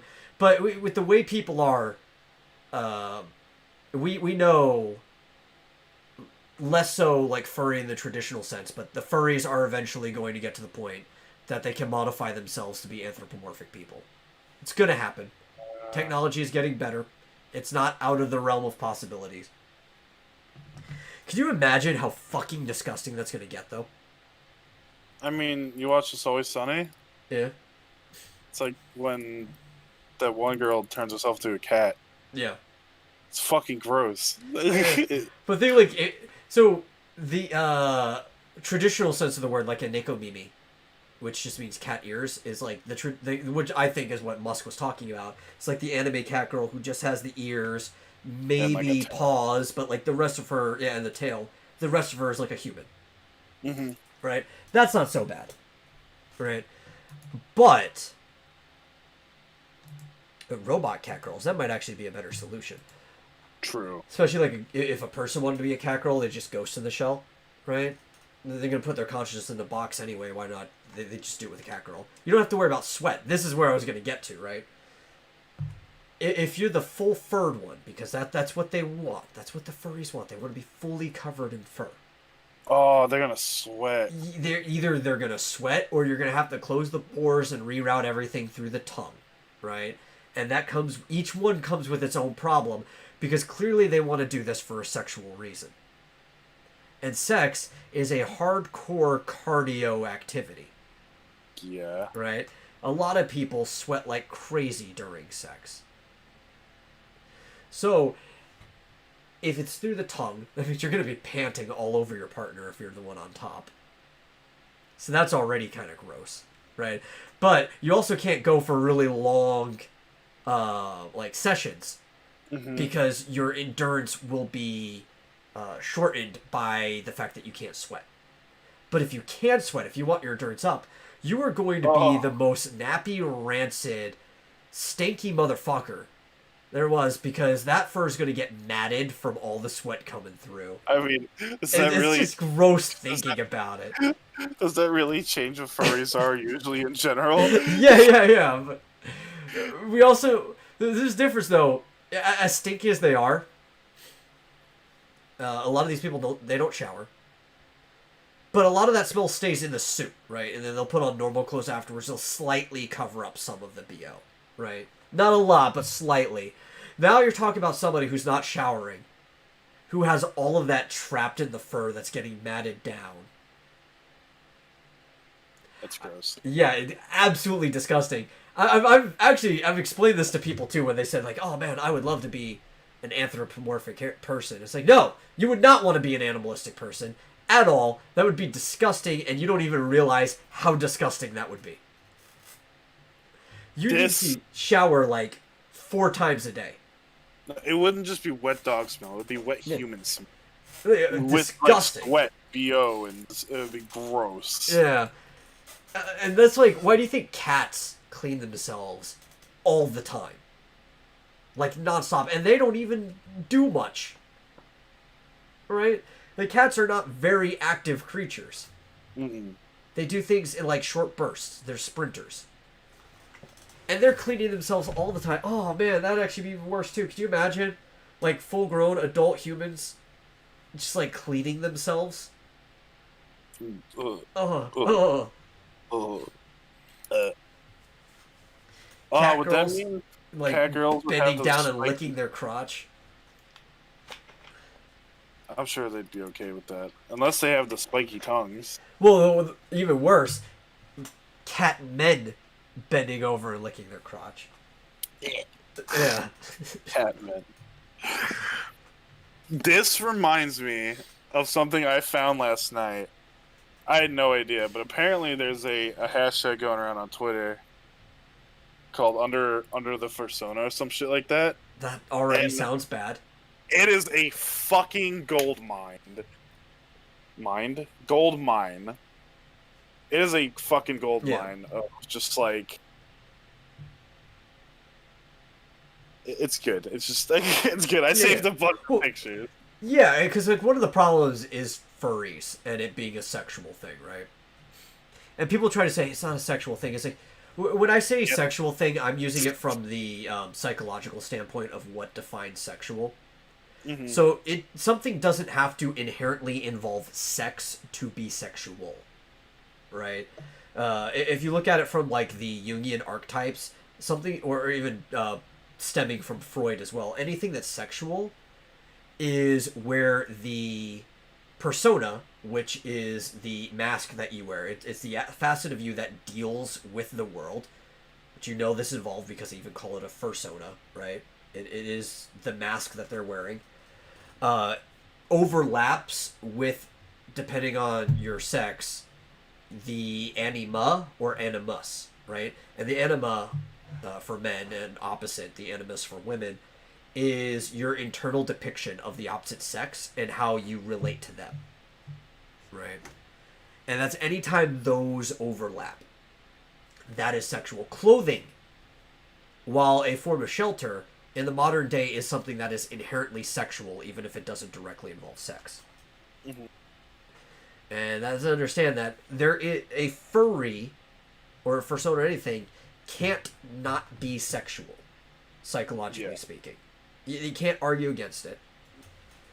And it depends whether it is something that is a persona or if it's a literary device, right? So if you were playing a character that is anthropomorphic in an RPG, just because that's what the character is, that isn't inherently a furry, right? The Egyptian gods, while some of them you could qualify because there were sexual natures to them, aren't inherently furry things. But the second that thing reflects your personality or the mask that you wear to the rest of the world, then it becomes a sexual thing. Yeah, it's always Yeah. kind of like when furries like it's not sexual. It's like yeah, it is. Yeah. It is. Yeah. Don't even try to fucking play. There seems to be.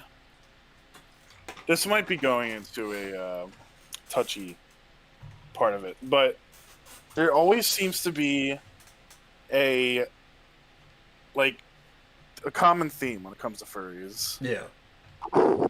They're always mentally unstable. Yeah. Maybe even a little autistic. Yeah, there's a lot. There's a Yeah. lot of A huge furries, overlap a on lot. that. And the same thing goes with trans. Yeah, yeah. There's a lot of autism. I don't remember. I don't remember who I was talking to about that. I but think it was me because I was actually talking about how there is a clinic over in Europe. I don't remember if it was the UK it or was me. Sweden. It was me. And they're actually being sued because the clinic basically talked a lot of autistic girls into transitioning. Yeah. Okay. Yeah. Yeah. Then it was you. I thought it was. Yeah. But that's another thing. There's a lot of trans when it comes to furries, and there always seems to be a lot of them are just really bad at drawing. Yeah, but you know what? A lot of them have a lot of fucking money. This is why I don't hate furries, Yeah, right? yeah, Because I'm a because capitalist, and if somebody, I'd keep it private. I'm not going to promote anything that I would do on that. But if somebody wanted to pay me like $400 to draw their fucking fursona, Mm-hmm. and I even emphasize the word "fucking" there, I would probably take the $400 and draw it. Yeah, I can't say I blame you. If I could draw, I would definitely do it too. That's. Yeah. I actually remember hearing about this from someone who did commissions. Mhm. They were like, "I've been asked to draw so many fucking furries that I got good at it. Yep. Like that they got like really good at drawing like really like shit that they have no interest in." Yeah, yeah. And I don't remember who it was, but I remember it was this artist talking about it, where they've just been paid like they've been commissioned to do it so many times that they're just like it doesn't bother them anymore. Yeah. But they don't like it though. My problem is less to do with what I'm drawing, because from a business aspect, I can completely just emotionally disconnect from whatever I'm drawing. Right? I've been doing commissions since high school. I can just emotionally disconnect from whatever I'm drawing.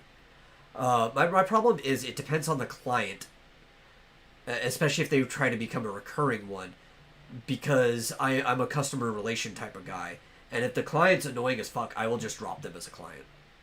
Mm-hmm. No matter how much money they're throwing at me. Which kind of somewhat did recently to a client who had been giving me recurring jobs. I didn't completely drop it, just said we need a break. Understandable. Yeah.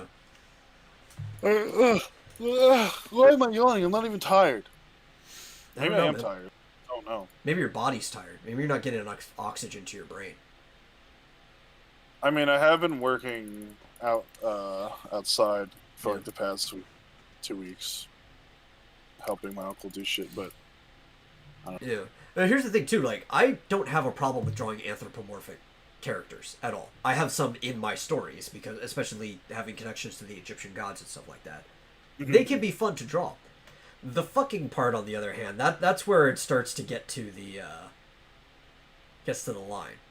And then when things get really cartoon, I like drawing cartoons, but I don't like drawing things that are cartoon outside of context, right? Or context. Most of the time, if I draw an anthropomorphic character, it's realistic proportions because it's blending into a world with a bunch of other characters. If I were to draw them as a cartoon, it would be blending into a world with a bunch of other cartoon characters. There's something about the cartoon nature to the fur fetish, though, right?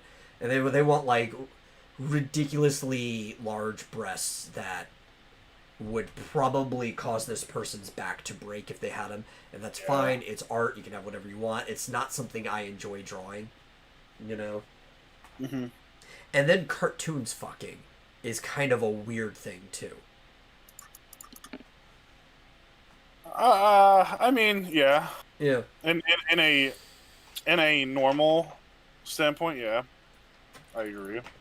But I mean, I can't. I watch hentai and shit, so I can't really say it's like weird enough for me to. But I mean, even hentai, they try to go with more realistic proportions more often than not, outside of maybe having like balloon tits. Yeah. I mean, like even like Rule 34 sometimes. Yeah. But like, to a point. The problem is, like you said, there's a lot of unrealistic. I don't know how many pictures I've seen of just like characters with like girl characters with giant dicks. I'm just like, why? Why? Here's the problem, right? That people don't understand. Drawing an idol character, right? The character that's just like in some idol position with ridiculously large proportions, it's fucking easy. Easy as shit, right? Drawing a character in action with unrealistic proportions is a pain in the ass. Because now you have to figure out, like, how does this body fall, right? Like how do the things, like these massive breasts, how would they contort around things and shit like that? It's not easy. It really isn't, especially because you have no realistic frame of reference for how a tit the size of the person's torso should react into the world.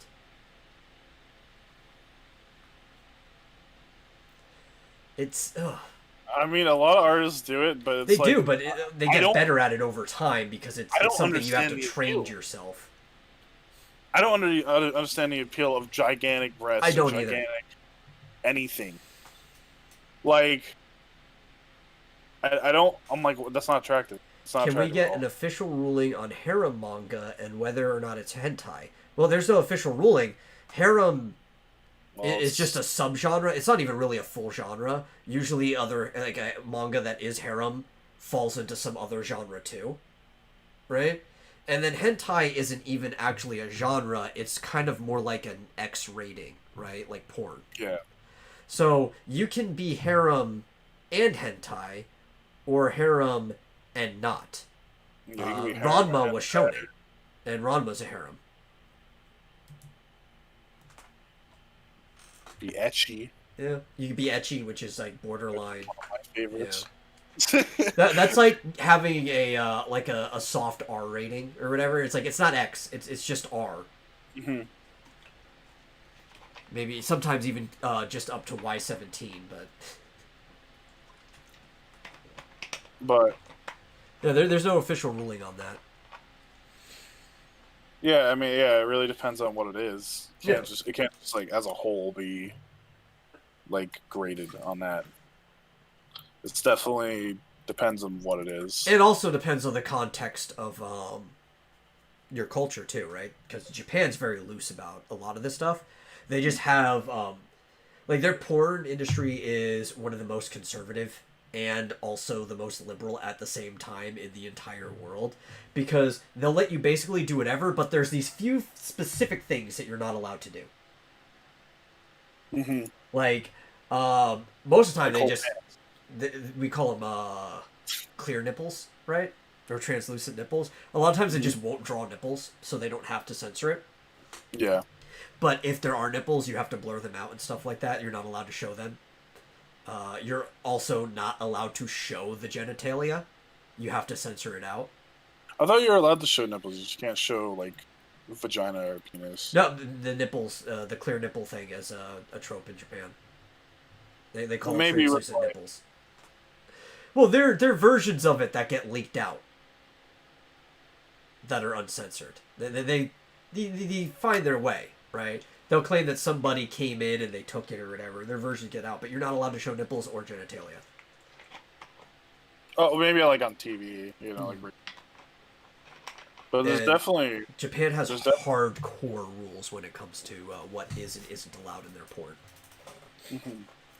That's also why tentacle porn became so popular, right? Which you could even see going all the way back into early Japan and Shinto. There are like pictures of octopuses grabbing on women and stuff like that in ink drawings. But that usually had to do specifically with myth. The reason tentacle porn became popular is because of the ethics and moral codes of Japan not allowing actual sex to show up in media.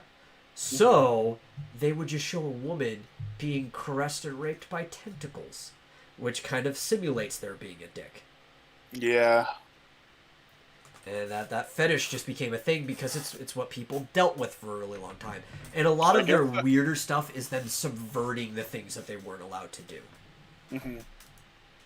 I guess that makes sense. I never thought. I always wondered. I was like, why tentacles? Yeah, yeah. But I guess that makes sense. Yeah. I believe actually, if you want to learn more about hentai and why Japan has such weird taste in things, Project Melody, who we talked about last time, actually has a history of hentai video that you can watch, and she will teach you in her very, very comforting voice the history of hentai. I might have to watch that. Yeah. Huh. Tentacle porn. Yeah, I was always like weirded out by tentacle porn. I was just like, why? Yeah, yeah. Why? But it's because they couldn't do other things. Yeah, it makes more sense now. That definitely makes sense. There's a little crossover of why they would choose that over other stuff. Like instead of having like a vine monster do something or a snake, which was more popular in like the Grecian areas. Like Zeus would turn into a snake and impregnate a woman or whatever. And obviously the snake is phallic, like a penis. Yeah. But like octopus specifically is snakes aren't super common in Japan. Like they have their viper and stuff like that. There's a couple common snakes. But being a seafaring people that are even more so than some of the Grecians were, you get octopus over there too. But in Japan, some of the two most popular things that you'd come across are crabs and octopus. So that's where that comes from. It's like they're fisher people. Their entire culture is mostly developed around fishing. Yeah. Yeah. So they're an island. That's why even have it like going back before the restrictions, you still had like pictures of women being dragged into the sea by giant octopus and stuff like that in almost a sexual way in their myths because it's like, well, they saw octopus all the fucking time. Yeah. Yeah, yeah. Sure. It's like this. There was residual hints of this stuff going all the way back. Yeah, I've seen like the old pictures of like octopus, like and squid and stuff. But like, I don't know. I never made that connection that it was like something so they can kind of get away with not censoring. Yeah. Or getting away, something uncensored. Just because they're so used to. How did it come up as a topic? We were talking about degeneracy in general, so. We were talking about degeneracy in general, but it's actually because you asked about the harem manga. Oh yeah, the harem manga, and then the hentai. Yeah. We were saying how. And we were talking about restrictions on really hentai depends. and stuff like that. Yeah. Yeah, I actually posted a picture, a meme in general, in the Vomitorium Discord that. Yeah, I'll share that. let me pull that up for people watching, and then we'll have to verbally explain it for people listening later on when I clip True, this. true. Let me pull up the browser window. I mean, I definitely agree. Here, let But, me enlarge this so that people can actually see what's going on. Yeah, so it's that guy who's like looking at the other girl while he's walking with his girl meme, that very classic one. And she's like completely blurred out like you would do to a dick in a hentai.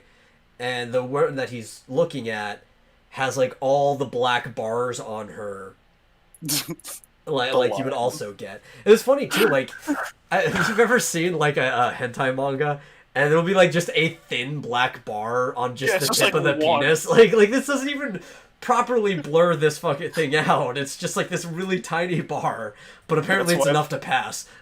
That's why it's the best. That's why it's the best way of censorship, because it ain't censoring shit. Yeah. But why are her ears being censored? I don't. It's because they're holes. Oh, okay, yeah. But her nostrils aren't. Her mouth. Yeah, her mouth. Yeah. But well, you can't censor the mouth. That's important. True, you can't to the hentai, yeah. I saw another one where the girlfriend was like the lightsaber penis. Mm-hmm. Oh yeah, lightsaber penis. Like they do in what are those? The Korean ones. But this is your fault though. Yeah. Well, I'm not gonna say it's his fault. We literally could have taken that topic anywhere. We could. Well, yeah, we were already talking about But this is the Vomitorium, so you kind of have to expect things to go in this direction every single time. It's either that or we'll talk about ants, which I swore we won't talk about this episode. I'm just putting that out there. We've made it so far. Let's not bring it up now. Yeah. We've made it. Oh, we have 23 minutes left. All right, we're not bringing up the A word. So that I had already said. Yeah, well, I can't say it. Yeah. So, kind of like how you can't say skeleton. We'll talk about this. Back to hentai. Yeah, well, we were originally talking about the furries and how the art. Oh, we were saying how large proportions are like ridiculous. Yeah. And I don't understand them. And then we got the understanding. Well, okay, so you know what actually is a great show? Like, amazing show, and it does have ridiculous proportions to it. And it tries to say it's only ecchi, but it is definitely hentai. I would consider hentai. I think I already know what you're talking Ishiku about. Reviewers? Yes, I knew it. Reviewers. The show is actually amazing. It's so fucking funny. Yeah, it's so good. I don't recommend people watch it if you are sensitive at all. To be honest, it does not fight fair. Like, it is. But if you're like us though, yeah, if you have like a sick sense of humor, actually, it doesn't have to be sick, but if you have a good sense of humor, if you aren't a prude, and you want something that is actually socially aware, like this, people don't understand how the criticisms of society that show has. It's great. Like this show is deep. There's philosophical stuff that are missed, especially with the way they handle the demons.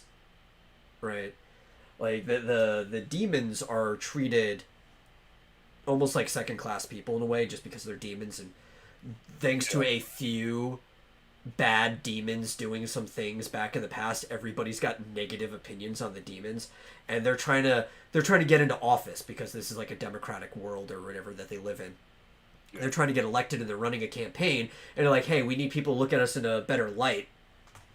So they hire the reviewers. Well, they don't really hire them, because that would be a compromise of interest.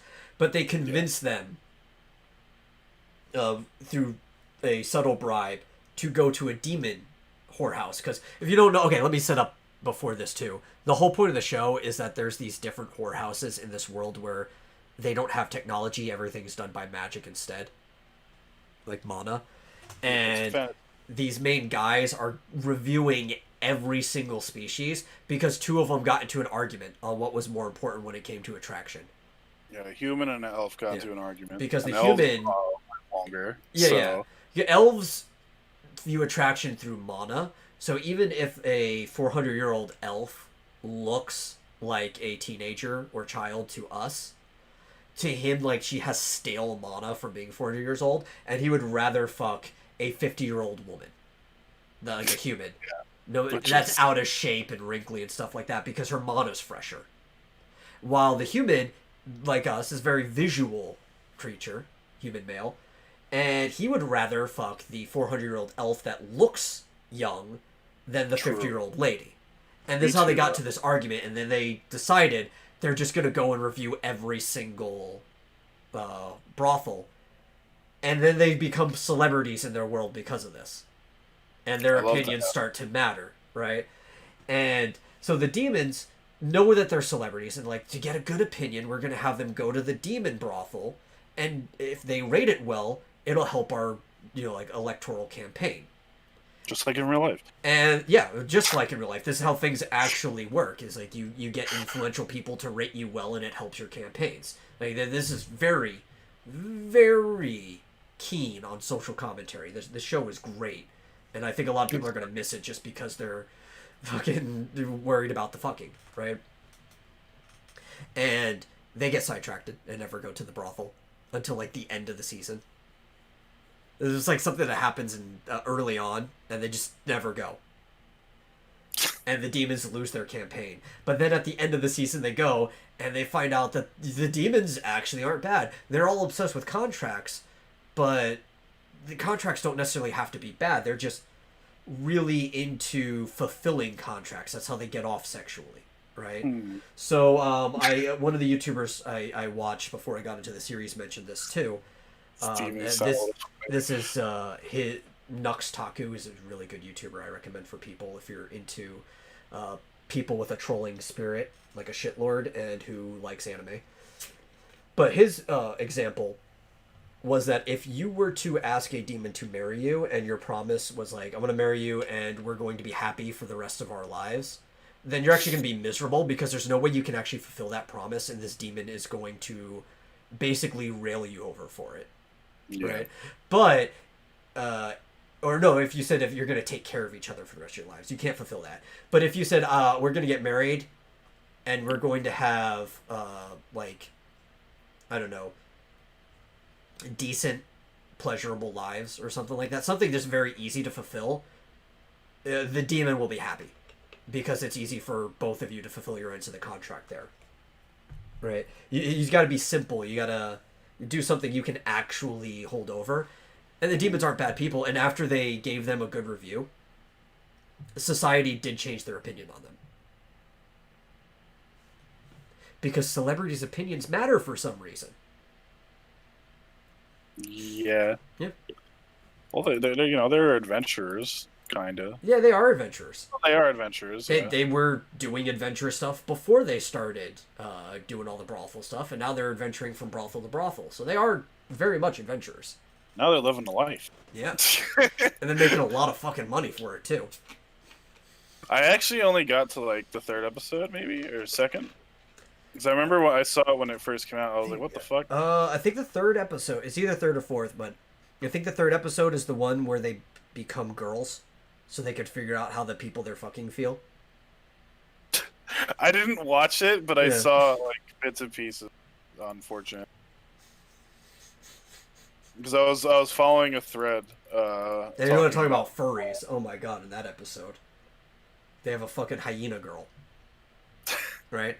And the thing about the hyenas, and it is kind of like this in real life, but not to the full extent. The hyena species, both the guys and girls have penises. Yeah, I was gonna say I was pretty sure hyenas don't were like. Yeah. Well, in real life, a female hyena has an extended clit. Mm-hmm. So it's functionally almost like she has a penis. It even kind of like grabs onto the dick of the male. Hyenas are also the dominant class in. I mean, women are the dominant class in hyena society. Yeah. Yeah. Men are treated like shit, but that's just the way they evolved. What you gonna do, right? Yeah, hyenas are weird. Hyenas are weird. They have one of the strongest jaw strengths out of modern living creatures, to where they could just Oh like yeah, break bones without even caring about it. they just eat bones. Mm-hmm. Shit's crazy. And in the hierarchy, men, like full grown male hyenas who do a lot of the hunting and stuff, are even lower than like newborn baby girls. So it's like Jeez. women ages, so there's like a matriarchal line. So it's like the highest aged woman in the hyena pack is the dominant, and then it goes down through the ages, then it resets and it's men, and then it goes down through the ages. Yikes. Yeah. It's a good thing I ain't no hyena. Yeah. Shit. Well, it's like that for a lot of species, right? It will be Mhm. like one sex is considered more important than the other for how operations go. Yeah, yeah. We're not gonna talk about one of them, but Humans? No, I'm humans. kidding. Well, early human. We definitely. And it also depends what you're talking about too, and like what's Hmm. important. Humans, compared to most species, have actually been more balanced. Yeah, for sure. At least now. But also, unlike a lot of other species, it's because we're protective of the women in our species. Hmm. Many other species will just kind of let women die for no reason. It's like whatever. Yeah, like in China. But sorry, I Yeah. had to. But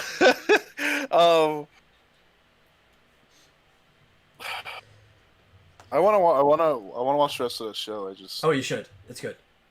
I watched the first episode and the second episode, and I was fucking losing it. It's so good, funny. I It's was not like expecting. it's not a show I would expect to recommend to people, especially on the No, Vomitorium of all places. But I guess if there was any place to recommend it, it would be on the Vomitorium. true. That is a big true. I Yeah. mean, yeah, it's I definitely agree with you. I wouldn't if it's etchy, it's borderline hentai. Yeah. Etchy. Well, I mean, because it's censored to a degree, though you can find basically uncensored versions of it. Yeah. But you see full fucking in the show. Oh yeah, for sure. You do. Like I would consider it hentai. They try to say they're edgy. I would consider it hentai. You see full blown fucking in the show, and the whole show is centered around it. Like they could probably say it's not hentai, because there is a plot that's, while it's centered around the fact that they fuck, the plot line focuses on things other than the fucking. But you can say that about a lot of hentai, because unlike porn here in the West, most hentai actually have plots. Like they take these stories seriously and they write them as if they are actual tales.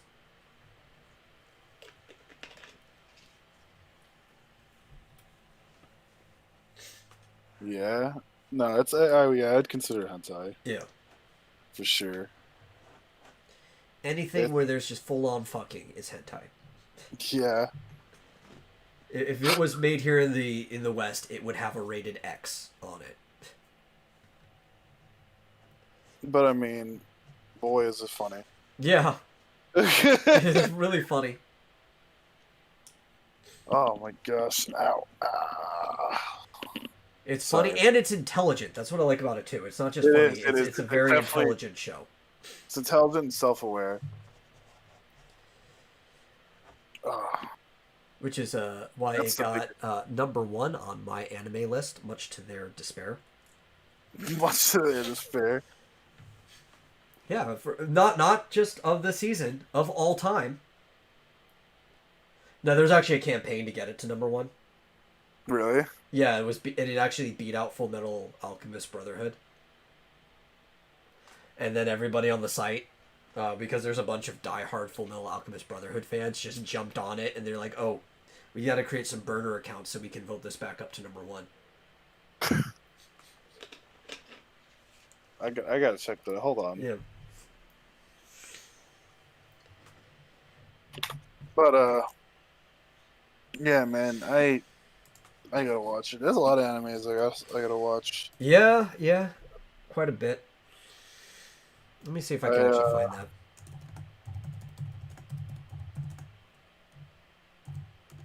oh dang, where is it? It's not up here. It was up there at one point in time. They kind of nuked it because of that. Steins Gate's here, number 2. Yeah. I haven't seen Steins Gate since it came out. Damn, Freaking Gintama still on the list. I should rewatch Gintama's it. good. I that's one I recommend to people. Talk about a self-aware show. Cowboy I don't Bebop's know. on here. I don't know what my favorite anime is. Yeah, I think they actually. What I heard too is they removed Ishiku reviewers from the ability to be voted on because of that. Yeah, that might maybe that would make. Yeah, like they just completely removed it, and if you try to vote on it, it burns your account. Like it just kills it, Jeez. thinking you're a troll. Yeah, they might have just removed it because it's not on here. There's a lot on here I recognize that Yeah. I have watched. But yeah, I don't know what my favorite anime would be. My favorite anime is Ranma One Half. I don't even have to think about it. Like I really like Cowboy Bebop, like a lot. I do too. I don't know. I'd have to think. Like I have a buddy. I redirect people to the Pied Piper of Hamilton. My buddy Rick Piper is watching a bunch of anime for the very first time. He's like basically never watched anime before, and now he's reviewing them on his channel. damn, And for some reason, he's not enjoying Cowboy Bebop. that's really upsetting to hear. Yeah, it is. That's extremely upsetting to hear. I guess maybe there's just it's not as fast paced or like actiony. He really likes superhero stuff. Like the thing he's enjoying right now is My Hero. I told him go watch One Punch Man. You'll probably enjoy that a lot more. Yeah. I think it's a much better series than My Hero. I actually think My Hero kind of sucks. I like My Hero. I like My Hero a lot. And it's mostly Deku. I hate Deku. I mean, yeah, And he's kind of a bitch, He's only getting worse. but He never gets better. That's the problem with him, right? Like, I expect most shonen protagonists to be bitches when they start. But I followed all the way through Stain. Like, the whole Stain arc. mm-hmm. And Deku just was only getting worse over time. He wasn't getting any better. He's gotten better now. Um, There's some Yeah, he's redeemable got- characters, though. Like, I like Uraraka. She's a good character. I like Endeavor. Endeavor's a cool character who actually has a good redemption arc. And I like Mirio, the guy who should have had Deku's power. yeah. I think that's the thing. I think that's like the whole thing is that like he's really like cool and likable, and then stuff happens, but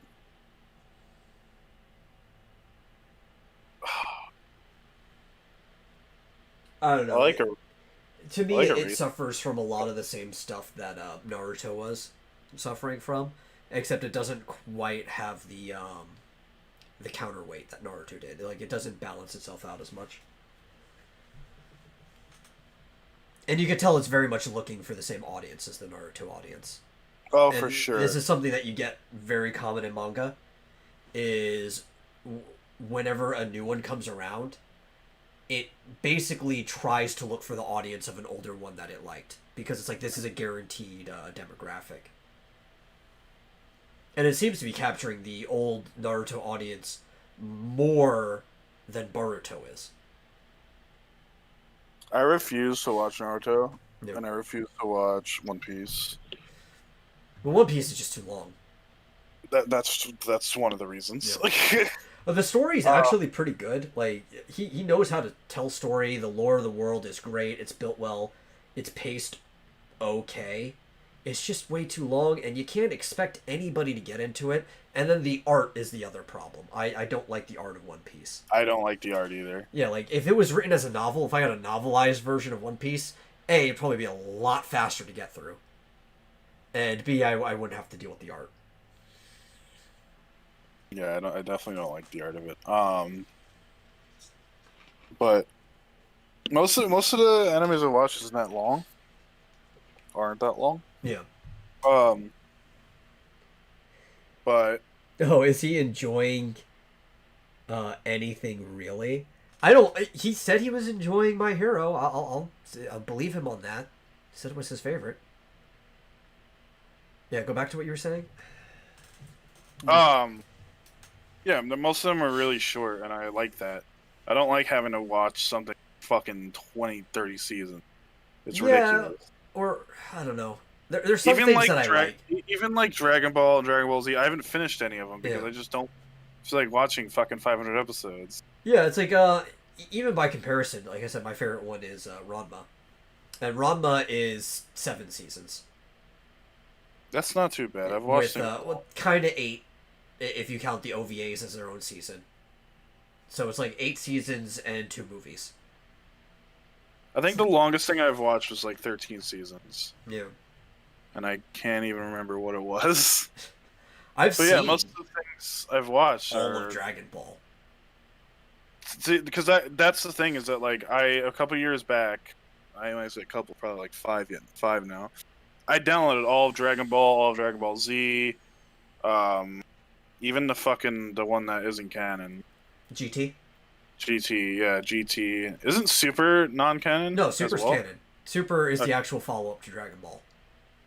Okay, because I watched, and I started watching Dragon Ball, and I was really into it, and then I just stopped because there was so many episodes, and I was just. Super also sucks. Like hardcore, anybody can fight me on that. You're wrong. Super is horrible. I've heard like both sides for Super, but most of the people who like Super are also the people who like a lot of anime that I don't like. Yeah, most of the people who like Super have bad taste. That's what I'm trying to say. Yeah. that's. No, I'm just gonna outright say it. Their taste kind of sucks. Yeah, like I don't enjoy. You pick up that white dog turd that's been sitting on the ground for like 3 months and be like, this chalk tastes kind of good. I don't trust your taste. I haven't seen a white dog turd in years. They don't exist in this dimension. We switched dimensions, and now they're not here anymore. They just don't dry up and become white anymore. I think it's most people actually end up either cleaning them up or getting fined for it. So, I mean, even in people's backyards, I don't see it. Yeah. Actually, I think. Well, usually when you see it, it's because it's on the concrete, right? Because in the backyard, the ground will eventually pull it in. True. Right, Maybe right? that's like the grass and everything. You'll mulch it. But like, I'm pretty sure I remember seeing it like in my grass and stuff when I was younger. Most of the time, it's on concrete, and like the sun will bake it, and it'll like calcify. Yeah. Baked dog poop. Yeah. It's a good thing to end the show on. Yeah, I was gonna say that was a good thing to end on is baked dog shit. That's pretty much. I'm gonna go ahead and say that's pretty much what this cast was about. This baked dog shit. This you was ever imagine not that really anything to talk about. Yeah, we'll finish this off. You ever imagine your drawing stylus as a wand? I don't have a drawing stylus. Like the Disney one? No, I'm thinking like a tablet, right? Well, yeah, no, but I'm saying the wand. I guess like a Harry Potter. No, I'd rather have the Disney wand. Like pencil. where they would, you were watching Disney Channel and they would draw like the ears. Yeah, and stuff, like the ears. Yeah. That's what I was thinking when you said it. Yeah. I'll imagine my knife as a wand. That's a lot more entertaining, right? Just like, let me see if I do draw the Disney Channel right. It's like Juan? No, I can't say Juan. Okay, well, I guess that's the show. That's the show. That is the show. Fake dog shit. Baked dog shit. Furries are degenerates. True. Stop remaking games and just make something new already. Okay? I've been the Metal, It's Chris. and we'll see you. I don't know, some other fucking time. Just come back. Just come back. Bye.